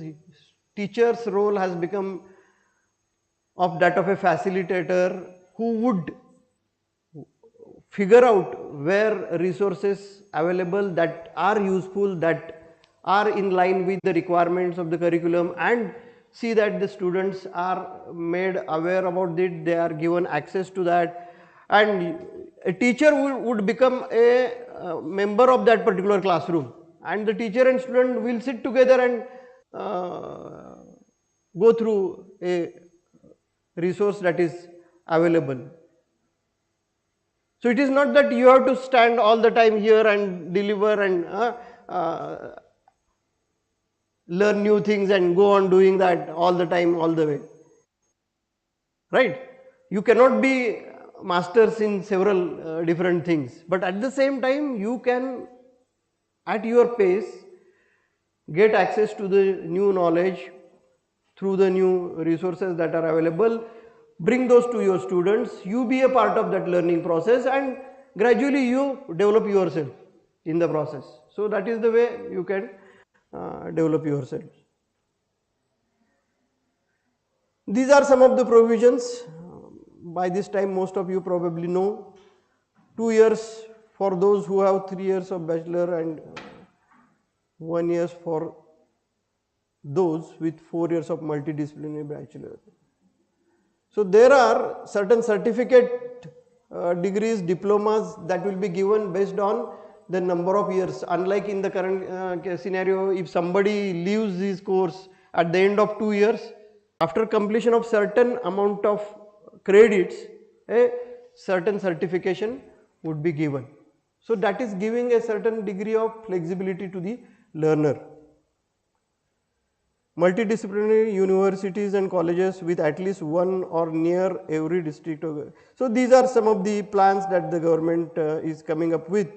So we need not have to dwell on this much, but then see, look, degrees program of 3 and 4 years, certificate after completing 1 year. So this is a totally new concept which did not exist earlier. If somebody leaves his engineering career after first year, it is not a waste of the thing, but a certificate equivalent to the completion of credits for that 1 year will be given to that fellow. Remember, the fellow may turn up again after 2, 3, 4 years and resume his second year, which the current system doesn't permit. which the current system does. So this is called as multiple entry and exit, because there are several practical reasons why some students, some learners may not continue to complete their studies in the stipulated period of time, especially girl students. They have several different reasons, including economical and other, that they may leave their education in between. But the new educational policy doesn't leave these learners just like that. They can continue and resume their learning process whenever it becomes feasible to them. Okay? So understand these transformative steps that are incorporated in the new. Now it may take a decade or so to really incorporate those. You will be the people who will be carrying this mantle forward. लक्षात येते का हे तुम्ही लोकच आता हे सगळी new education policy खरं म्हणजे तर इम्प्लिमेंट करणारे लोक असणार आहेत in the next few years. So you need to understand it inside out. Okay. Diploma after completing 2 years. Nevertheless, we admit after diploma we admit to direct second year, isn't it? But if somebody leaves after 1 or 2 years, he is not given any certification. But if a student does 12th and takes admission to engineering and does the first 2 years, that amounts to equivalent to a diploma. So it doesn't go waste. And that if that diploma is considered, on the basis of that diploma he is entitled for applying to certain jobs which are designed for that particular qualification. Bachelor's degree after completing 3, or in professional colleges we have 4 years. Then multidisciplinary bachelor's degree. Multidisciplinary bachelor's degree. That means and you give an extra year, study the subject of other disciplines, and probably you will get a degree of the dual discipline. Dual degree they used to call. This concept was there in good old days also. 40 years back, there used to be a dual degree in mechanical and electrical, when a mechanical engineer used to spend 1 more year studying the electrical subjects, and he used to get a dual degree. So these things, these changes, they happen periodically based on the needs of the hour. So currently we are into highly multidisciplinary kind of technological environment, where this kind of steps are going to help. If somebody does mechanical engineering for 4 years and he knows or she knows that the jobs are not there in as many number as expected, then that 1 extra year he can spend learning computer science subjects, which is what students these days are seen doing. After graduation they register for the CDAC course or some other course, is it not? And get the proficiency and then eventually end up getting a job. So those kinds of possibilities are there here as well. Multiple entry and exit points.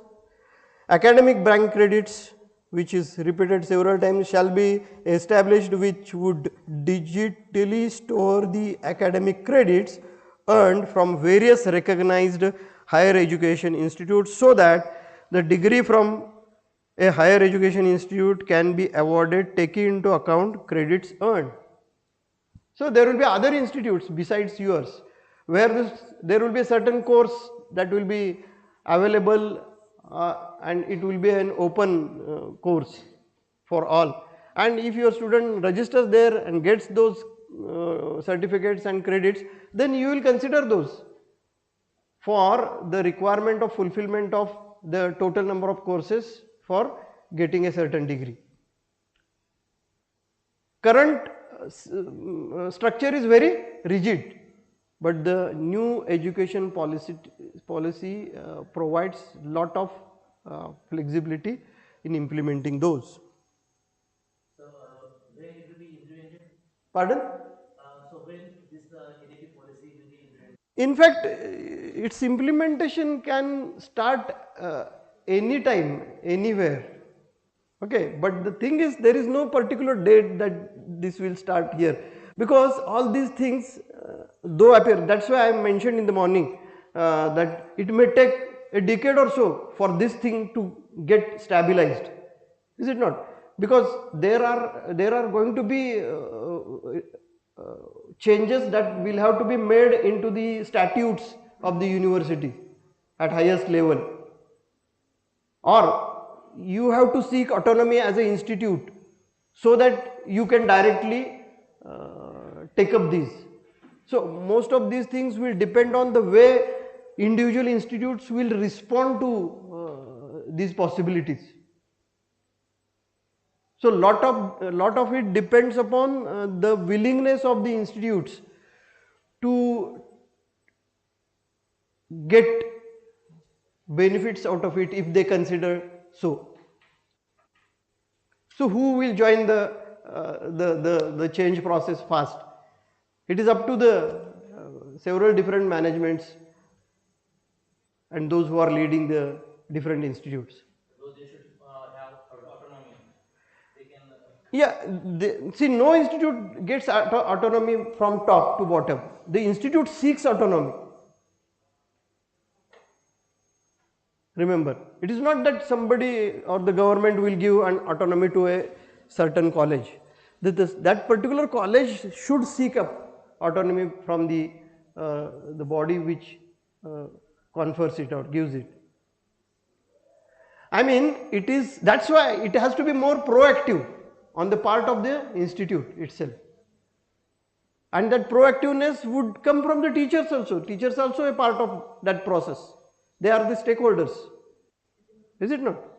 So, I mean, who will make a beginning is really a question which those who see something meaningful into it that may help them flourish, thrive, they would take benefit out of it.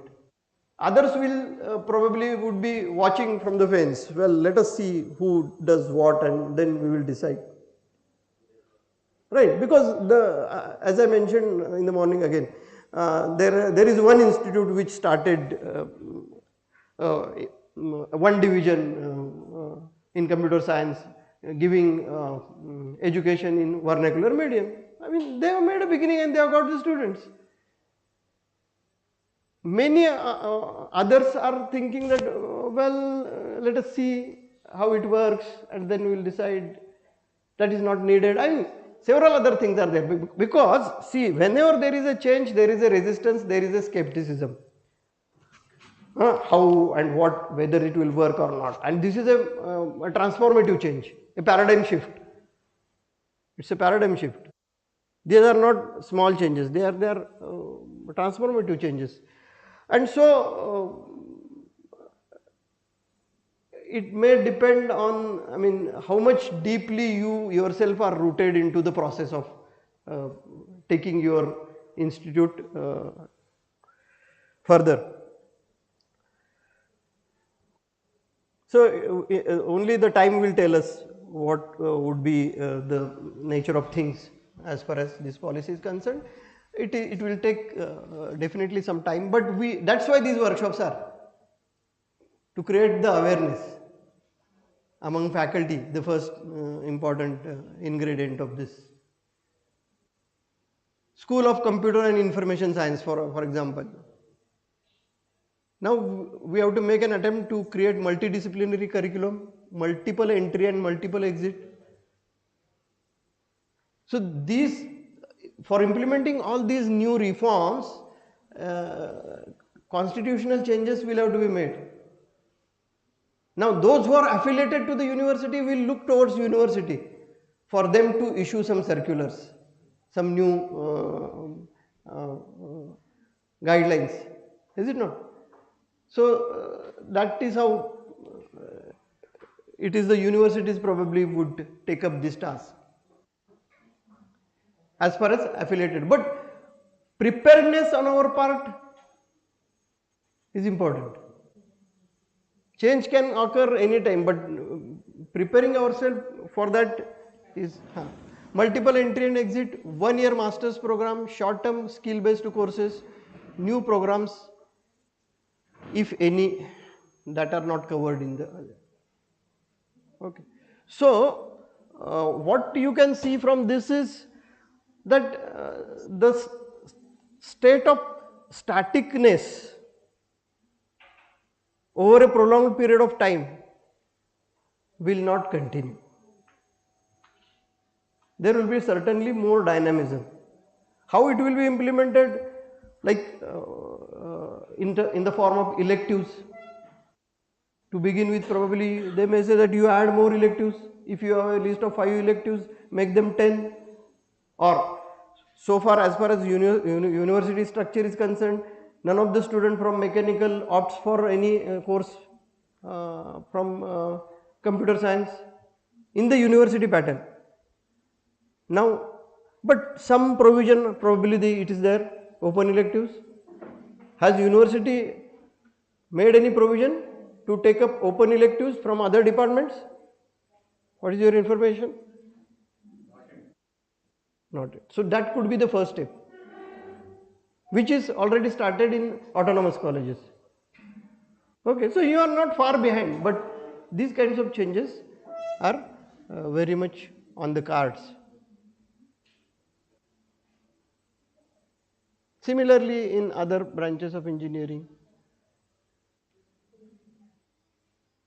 technological and see this is one of the important slides, technological and pedagogical content knowledge.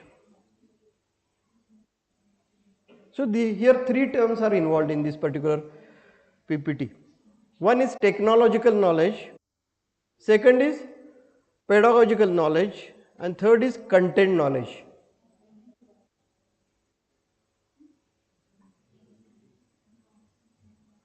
Now what is the difference in these two? Let us see.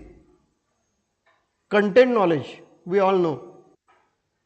This is the knowledge of subject content such as concepts, theories, ideas, frameworks, evidence, proof, and established practices, including ways to develop such knowledge. Every course has got some conceptual knowledge. Every course has got certain conceptual knowledge and the teacher is supposed to impart it or deliver it. But how does a teacher do that? That is using different pedagogy. Pedagogy means the way to impart that knowledge. What ways and means and tools and techniques that we use to impart that knowledge. That itself we need to learn these days, is it not? With the technological changes that are occurring, we have now, and even when we went through the pandemic, we resorted to alternative ways of communication. Otherwise, most of our communication was restricted to chalk and talk, right? Then we realized that we can communicate through WhatsApp group, we can communicate through online meetings, and then we can use this resource, that resource, like this and like that. So pedagogical knowledge, it grew significantly during the pandemic. What is that? Pedagogical knowledge, this is the knowledge and practice of teaching, learning that an educator can use, such as classroom management, taxonomies. We all know Bloom's taxonomy, where there is a hierarchy of learning. There are lower order skills and higher order skills that is being talked about in the NBA parlance, where you are remembering, understanding and applying, analyzing, synthesizing, creating, right? So first 3 capabilities are considered to be a lower order skill. Just merely remembering few things, understanding so-called concepts and definitions, and applying those.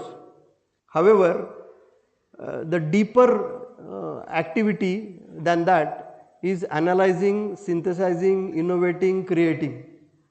So, the more we put our students into that task of problem based learning, case based learning, their level of understanding is going to increase. In fact, this is underlined by the fact that you people feel tired of listening.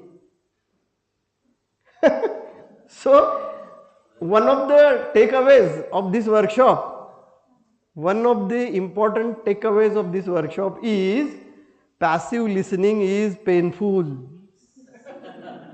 And you are responsible for the pain that you give to your students day in and day out. And hopefully, I believe that you will change or you will mend your ways from tomorrow onwards. Okay? From tomorrow onwards, realizing this particular scenario that you have been put to this kind of situation.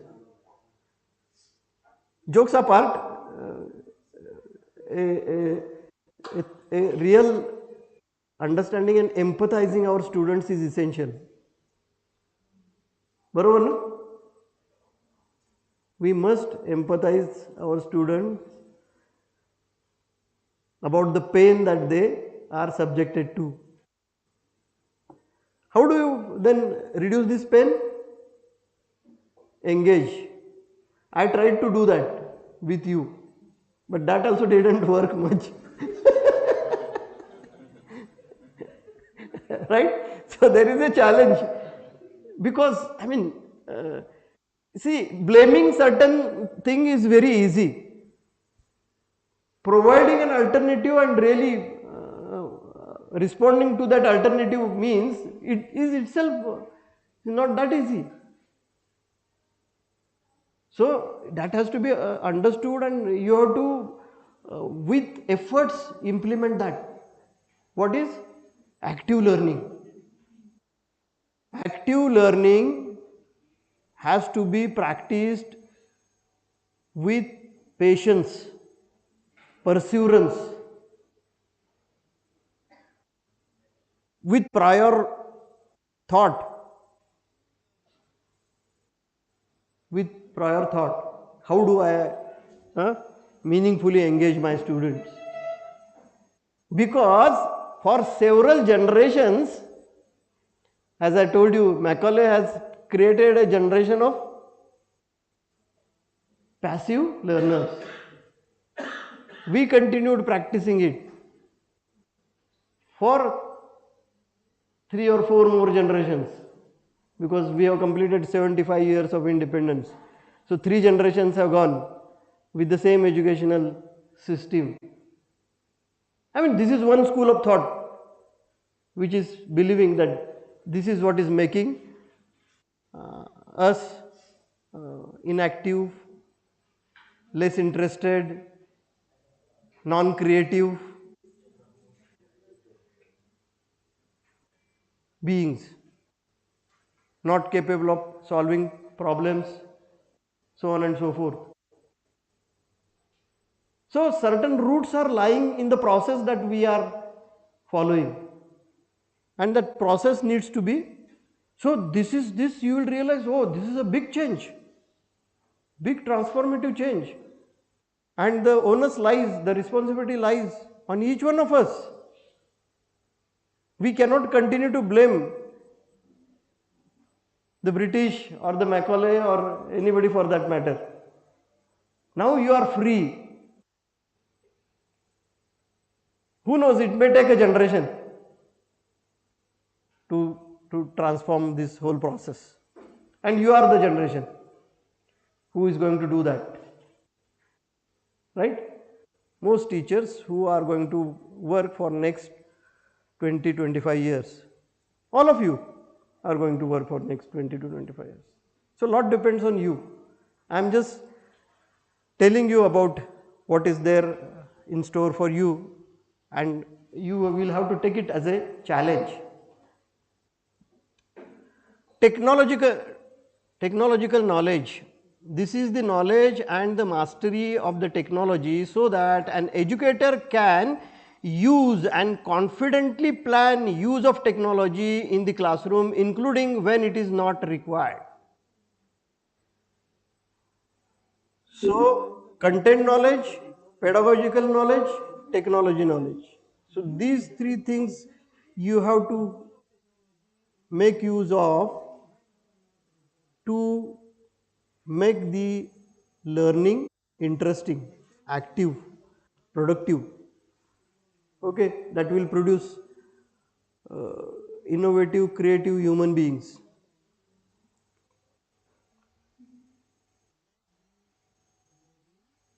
Then there is another term, pedagogy, andragogy, which is educating adults. So our students are that way adults, those who are into higher education and education beyond that. And then this fellow wrote about andragogy as the real method for adult learning, popularizing the term among the educators and the education thinkers. Malcolm further developed the theory and was known for laying out the andragogical assumptions and principles. This strengthened the foundations for a movement towards more learner-centered adult education. See, the way students learn and the way, school students and the way the college students learn, there is a difference. Okay, I think there was a slide there. Somewhere I skipped that. Let me go back to that. Yeah. Pedagogy is the term, though we use, it is mainly for method of teaching children. Andragogy, on the other hand, the method of teaching adults. So, the +2 student is different. The +2 student cannot be treated in the same fashion that he used to be treated in his schools. Because why? The +2 student is a independent learner. He is experienced. Hence, teaching involves discussion and problem solving. Passing on information doesn't interest a +2 student, but rather you have to deal with him in the manner in which an adult looks at a problem and thinks about the solutions for it. Do we give any thought to these kinds of considerations? No, this is probably the first time you people might have come across. What are the ways and means that I should deal with my students so that the learning would be effective and interesting? Little attention we give to such a vital fact. Next, the content has to be modified according to the learner's needs. Contents have to be modified as per the learner's needs. The learners are self-motivated. Learners need teachers to guide them, these adult learners. And the learning is goal-oriented. That means they look for purpose. Why am I learning what I am learning? A schoolboy doesn't want the answer to this, but a college student wants to know whether what he is learning is going to fetch him a job, it is going to be used, where it is going to be used, where it is needed. Do we ever address these questions? No, never. We continue to treat him or her as the same child who has come from the school and continue to learn in the same manner that he or she has been doing. Hope you find something different here. I don't know whether you appreciate these facts or not. For a school children, learning is a curriculum oriented. Teachers are required to direct the learner. Learners learn whatever the curriculum is offered to them. Learners have less or no experience to share, hence teaching becomes didactic. Learners are dependent and it is a method of teaching children. So we shouldn't adopt the same method for the college students. Okay. So now you have a smartphone, every student has a smartphone. We have to find out how they can make use of their smartphone for learning better. There are several sensors in your smartphone. How many are there typically? Typically, how many sensors do you have in your smartphone?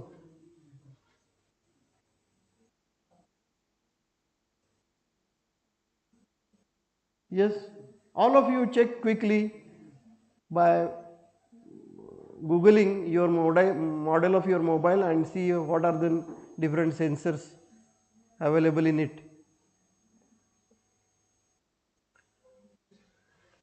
What makes it smart? Why do we call this device smart?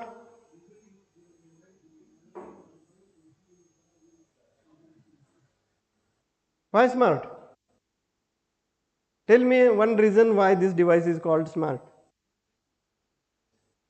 Smartphone.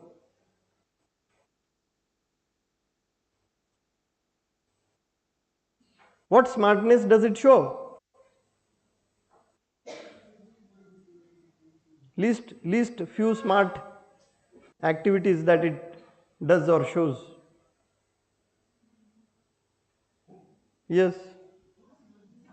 Madam, yourself. Well, Google searching. Okay. Calculations. So it is incorporated with some applications. What else? So since you belong to computer science, most of you belong to computer science? Huh? Who are not from computer science or other than circuit branches? Mechanical, right? Yourself? Electronic. That means you are close to that only. So what makes this smart? So the computer people do not think beyond software and applications. Apps. By applications I mean apps. But there is a hardware there. There are a lot of hardware there. There are several sensors there. When you flip it, the screen toggles between landscape and portrait. So that is a smart. How does it do that? There is a rotation rate sensor called a gyroscope. So when you flip a little bit, that rotation rate sensor senses that you have changed the orientation, and to facilitate your visual connection with the screen toggles between landscape and portrait. So that is a smart act. From here if you go out, the brightness increases, rather decreases when you go outside. How does that happen? There is a light intensity sensor there. It sees the intensity of light around and accordingly adjusts the brightness. So on and so forth. Several sensors sitting inside it.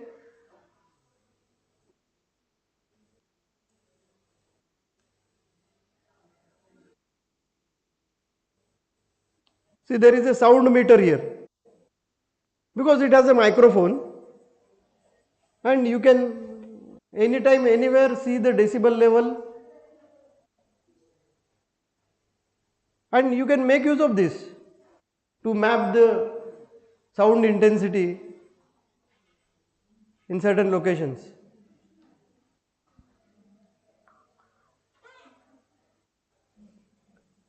There is a FFT, fast Fourier transform app. It can, again it gets the acoustic data or the sound. Data acquisition is there because sound recording is data acquisition above the acoustic signals in the environment, and it creates what is known as FFT signal of that, the frequency content in the environmental signal.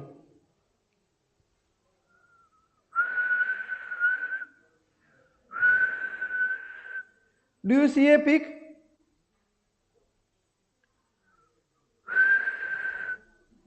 No, I am not able to whistle so well after speaking so long.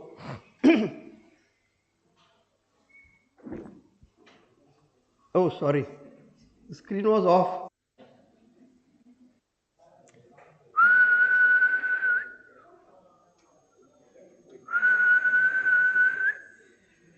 So it shows that the frequency with which I whistled is 1400 hertz. Now, once upon a time, having a FFT analyzer was a big task, and now the device is there on your mobile. Many of us spend so much money onto this but hardly make any use of it. Like we all know Excel, but we use only 1% of it, the capabilities of MS Excel, right? So the same is true of the several sensors that are there in this particular device, which can be used for developing several other new applications. So modern day learner is a new millennial kid who has grown along with this technology, and he or she needs to be treated totally differently than what and how you were brought up. I hope you would appreciate this and start making necessary changes in the way you deal with your students. Okay?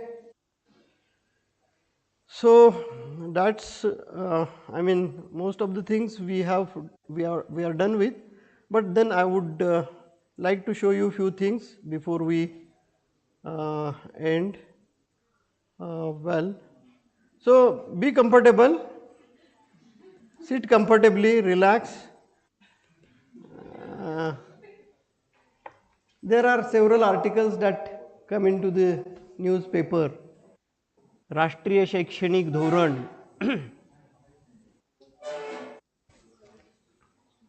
I will just read out only a small portion of it, because our purpose and goal today is to understand what is the new education policy, why it is, where do I stand, what is my role, okay, how do I need to see at it, what difference it is going to make to my life. Hope that you are seeing beyond your monthly salary because we are nearing month end, and you may be wondering whether your salary will be deposited to your account on 5th or 10th or 15th. Okay. So that is a perpetual problem, no? And I mean, that will be settled down. Don't think about it every month, but rather engage yourself into this. That will keep you going. So let me read. पदवीच्या शेवटच्या वर्षाला असताना पंकजचे वडील अचानक निवर्तले आणि त्याला त्याचे शिक्षण सोडून कुटुंबाला जगविण्यासाठी नोकरी धरावी लागली. सुमनचे 14वीला असताना लग्न ठरले आणि तिला शिक्षण सोडावे लागले. व्यंकटेशला गणित अवघड जायचे म्हणून त्याला कला शाखेत प्रवेश घ्यायचा होता, पण वडिलांच्या आग्रहापोटी त्याला विज्ञान शाखेकडे जावे लागले आणि तो प्रथम वर्ष नापास झाला. ह्या आणि अशा शेकडो घटना आपल्या अवतीभोवती घडत असतात. त्यामुळे हव्या असलेल्या शिक्षणापासून दूर जावे लागते. मंदारला अमेरिकेत पदव्युत्तर शिक्षणासाठी जायचे होते, पण 3 वर्षाचा पदवी अभ्यासक्रम त्यासाठी पुरेसा नव्हता. अशा शैक्षणिक अडचणी भारतीय तरुणांसमोर उभ्या होत्या. यात परिवर्तन घडणे आवश्यक होते.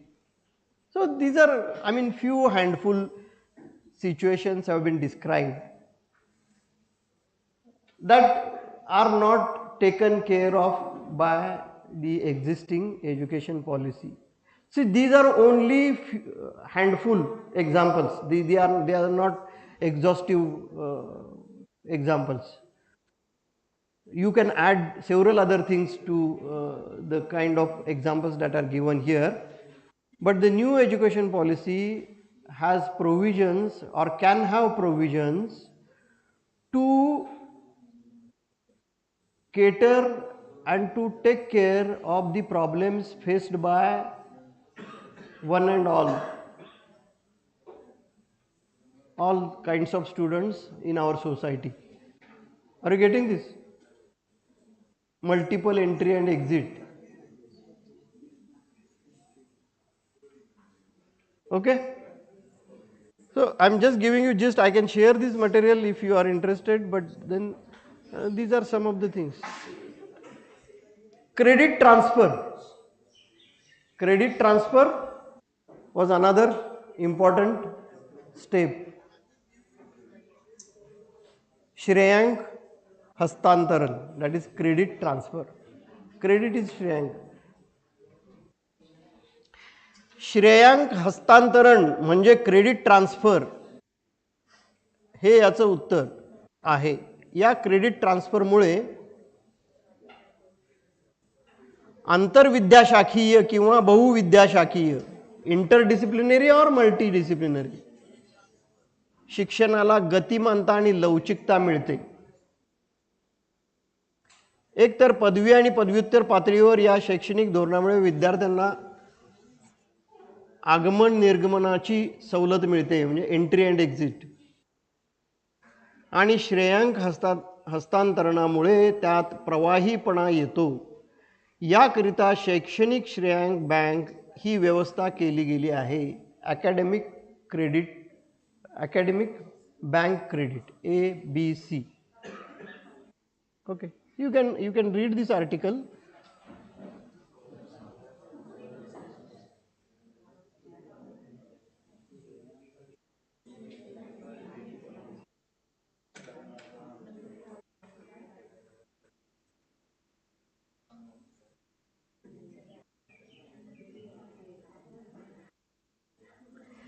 So it is trying to bring in lot of flexibility. You all know career counseling these days, right? But then again you say that, well, you have to go to arts, or you have to go to commerce, or you have to go to science, and then in science if you get good marks then you will go to engineering. And so all this mark oriented approach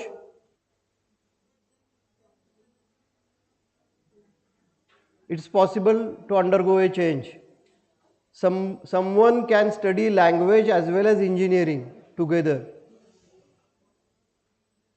and music and engineering together, philosophy and engineering together. I mean, some credits of that and this.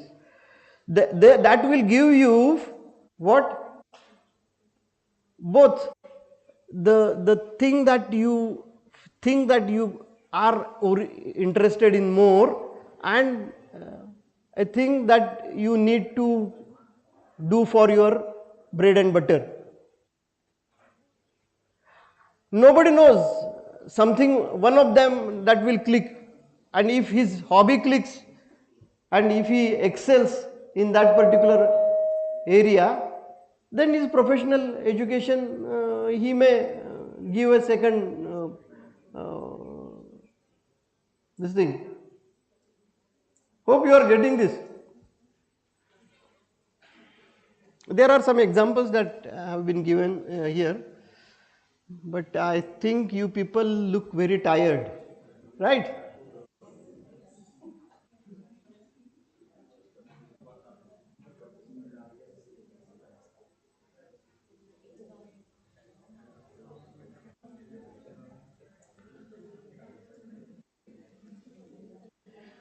So this multidisciplinary, hope you have understood. मी वाचतो एक थोडासा paragraph आहे मराठीमध्ये.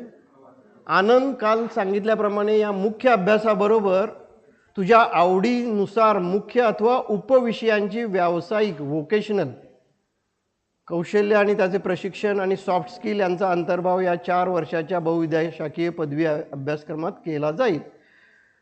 म्हणजे तुमची म्हणजेच विद्यार्थ्यांची त्यामुळे रोजगार व व्यावसायिक क्षमता वाढू शकेल. तुम्हाला वेगवेगळ्या विषयांचे कौशल्य या निमित्ताने आत्मसात करता येतात. शिरीषला वाणिज्य शाखेमध्ये म्हणजेच कॉमर्समध्ये मुख्य विषय घेण्यास रस आहे आणि त्याचबरोबर त्याला supply chain management, block chain management and logistics यामध्ये देखील रुची आहे. So, I mean, there is going to be a provision to blend and choose the courses that you like, you are comfortable with. Are you getting this? I mean, someone was asking me, sir, when this is going to start. So this is, I mean, this is something that a platter has been brought out by the government, a provision has been brought out by the government that spells out that, well, this. So there is some opening up on the part of the government, but the takers also will have to come forward proactively, and then this start rolling out. Okay.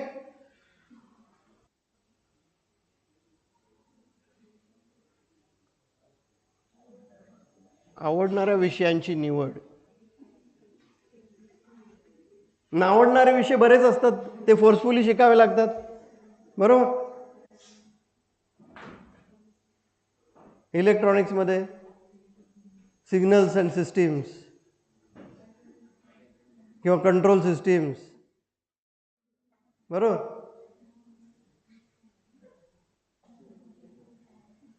और M3,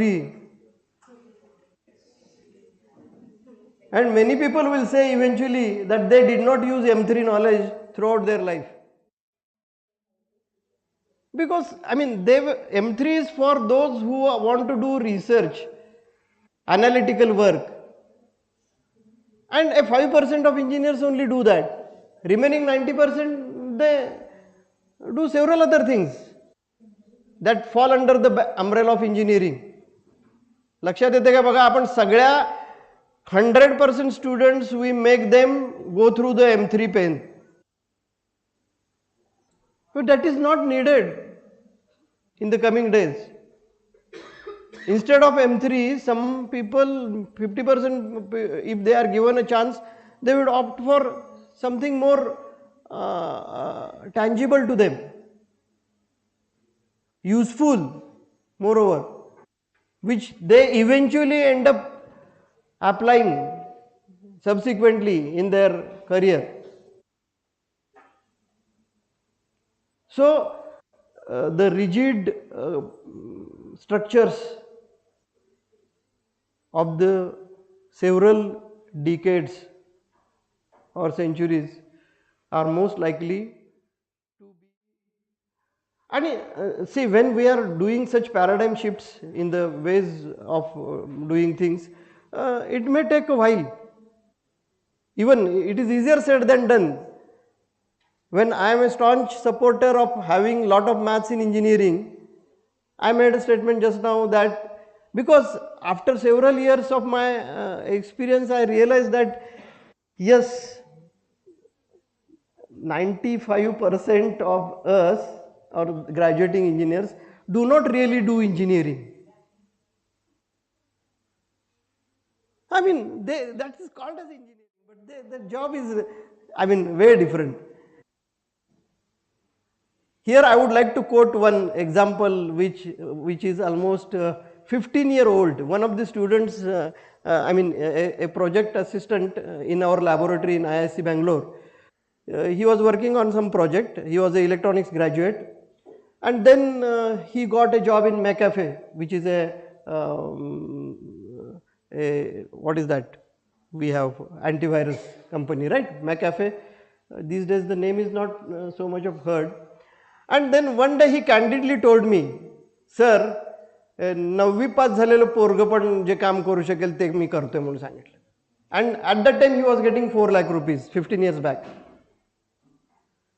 What I am trying to tell you here is the kind of activity that a so-called engineer is put on or engaged day in and day out not necessarily will have the contents of all the engineering that he has studied.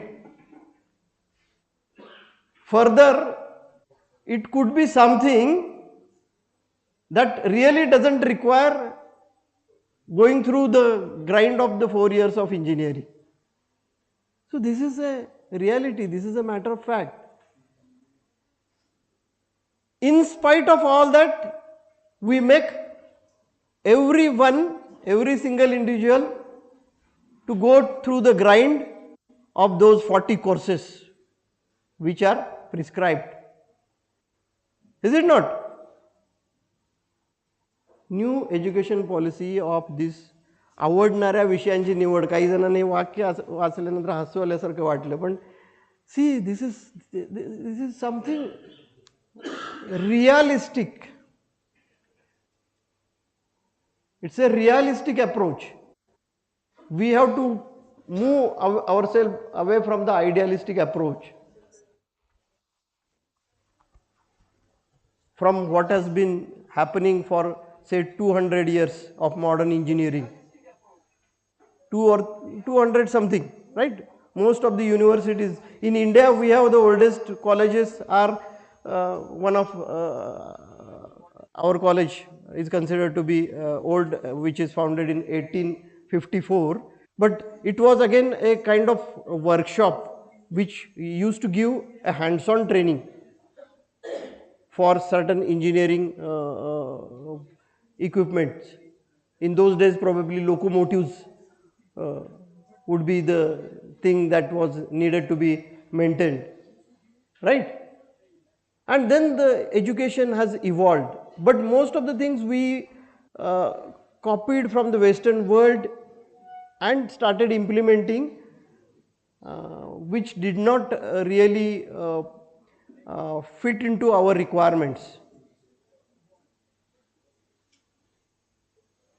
A new education policy is likely to be a shift in the way we have been doing things over past several decades.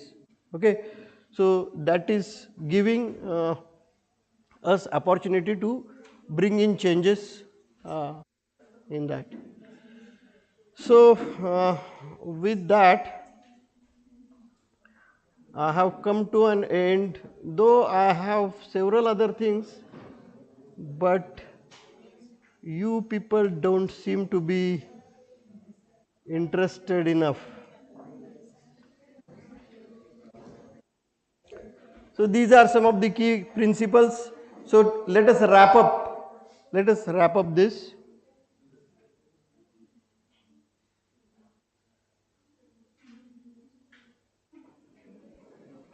So the first point here is respect for diversity and local context to be reflected in all curriculum, pedagogy and policy.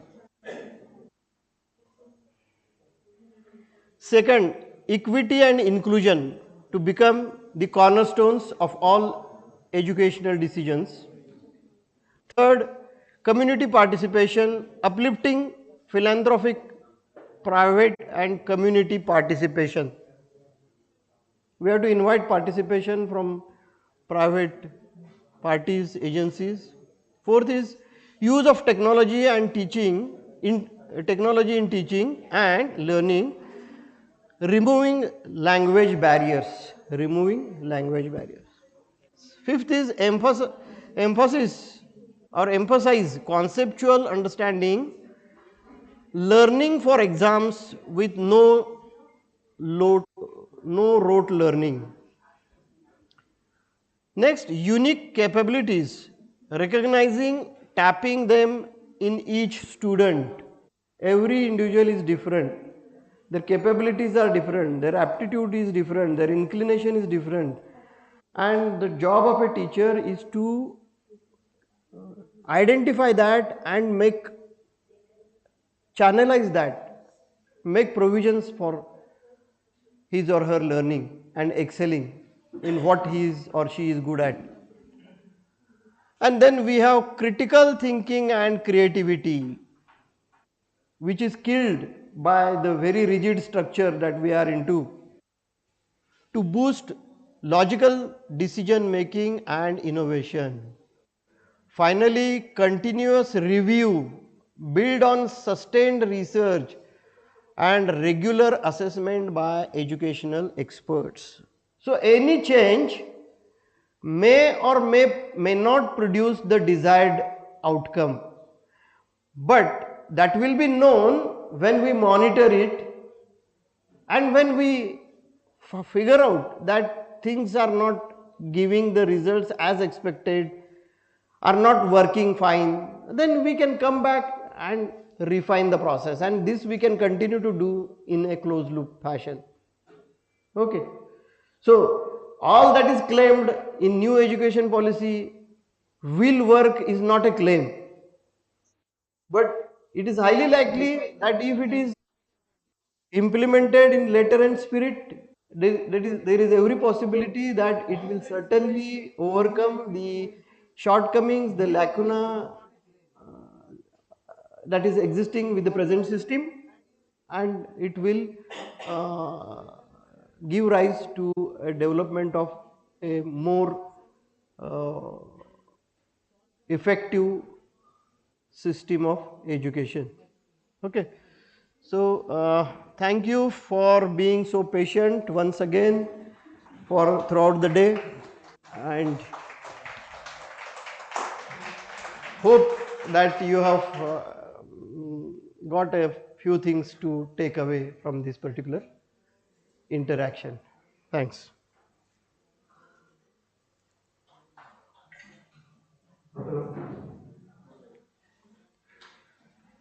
Thank you, sir, Yeah. for your valuable guidance. You explained very well. I hope now all participants are well aware about the institutional development plan, its needs, its formats, whatever sir has already explained in the PPT. So it has a great session which you sir looking forward for many more. So thank you once again on behalf of Department of Computer Engineering, SITS Narhe. So Swami Vivekananda, here is the one quote of Swami Vivekananda. Education is the manifestation of the perfection already in the man. So NEP is implementing that code.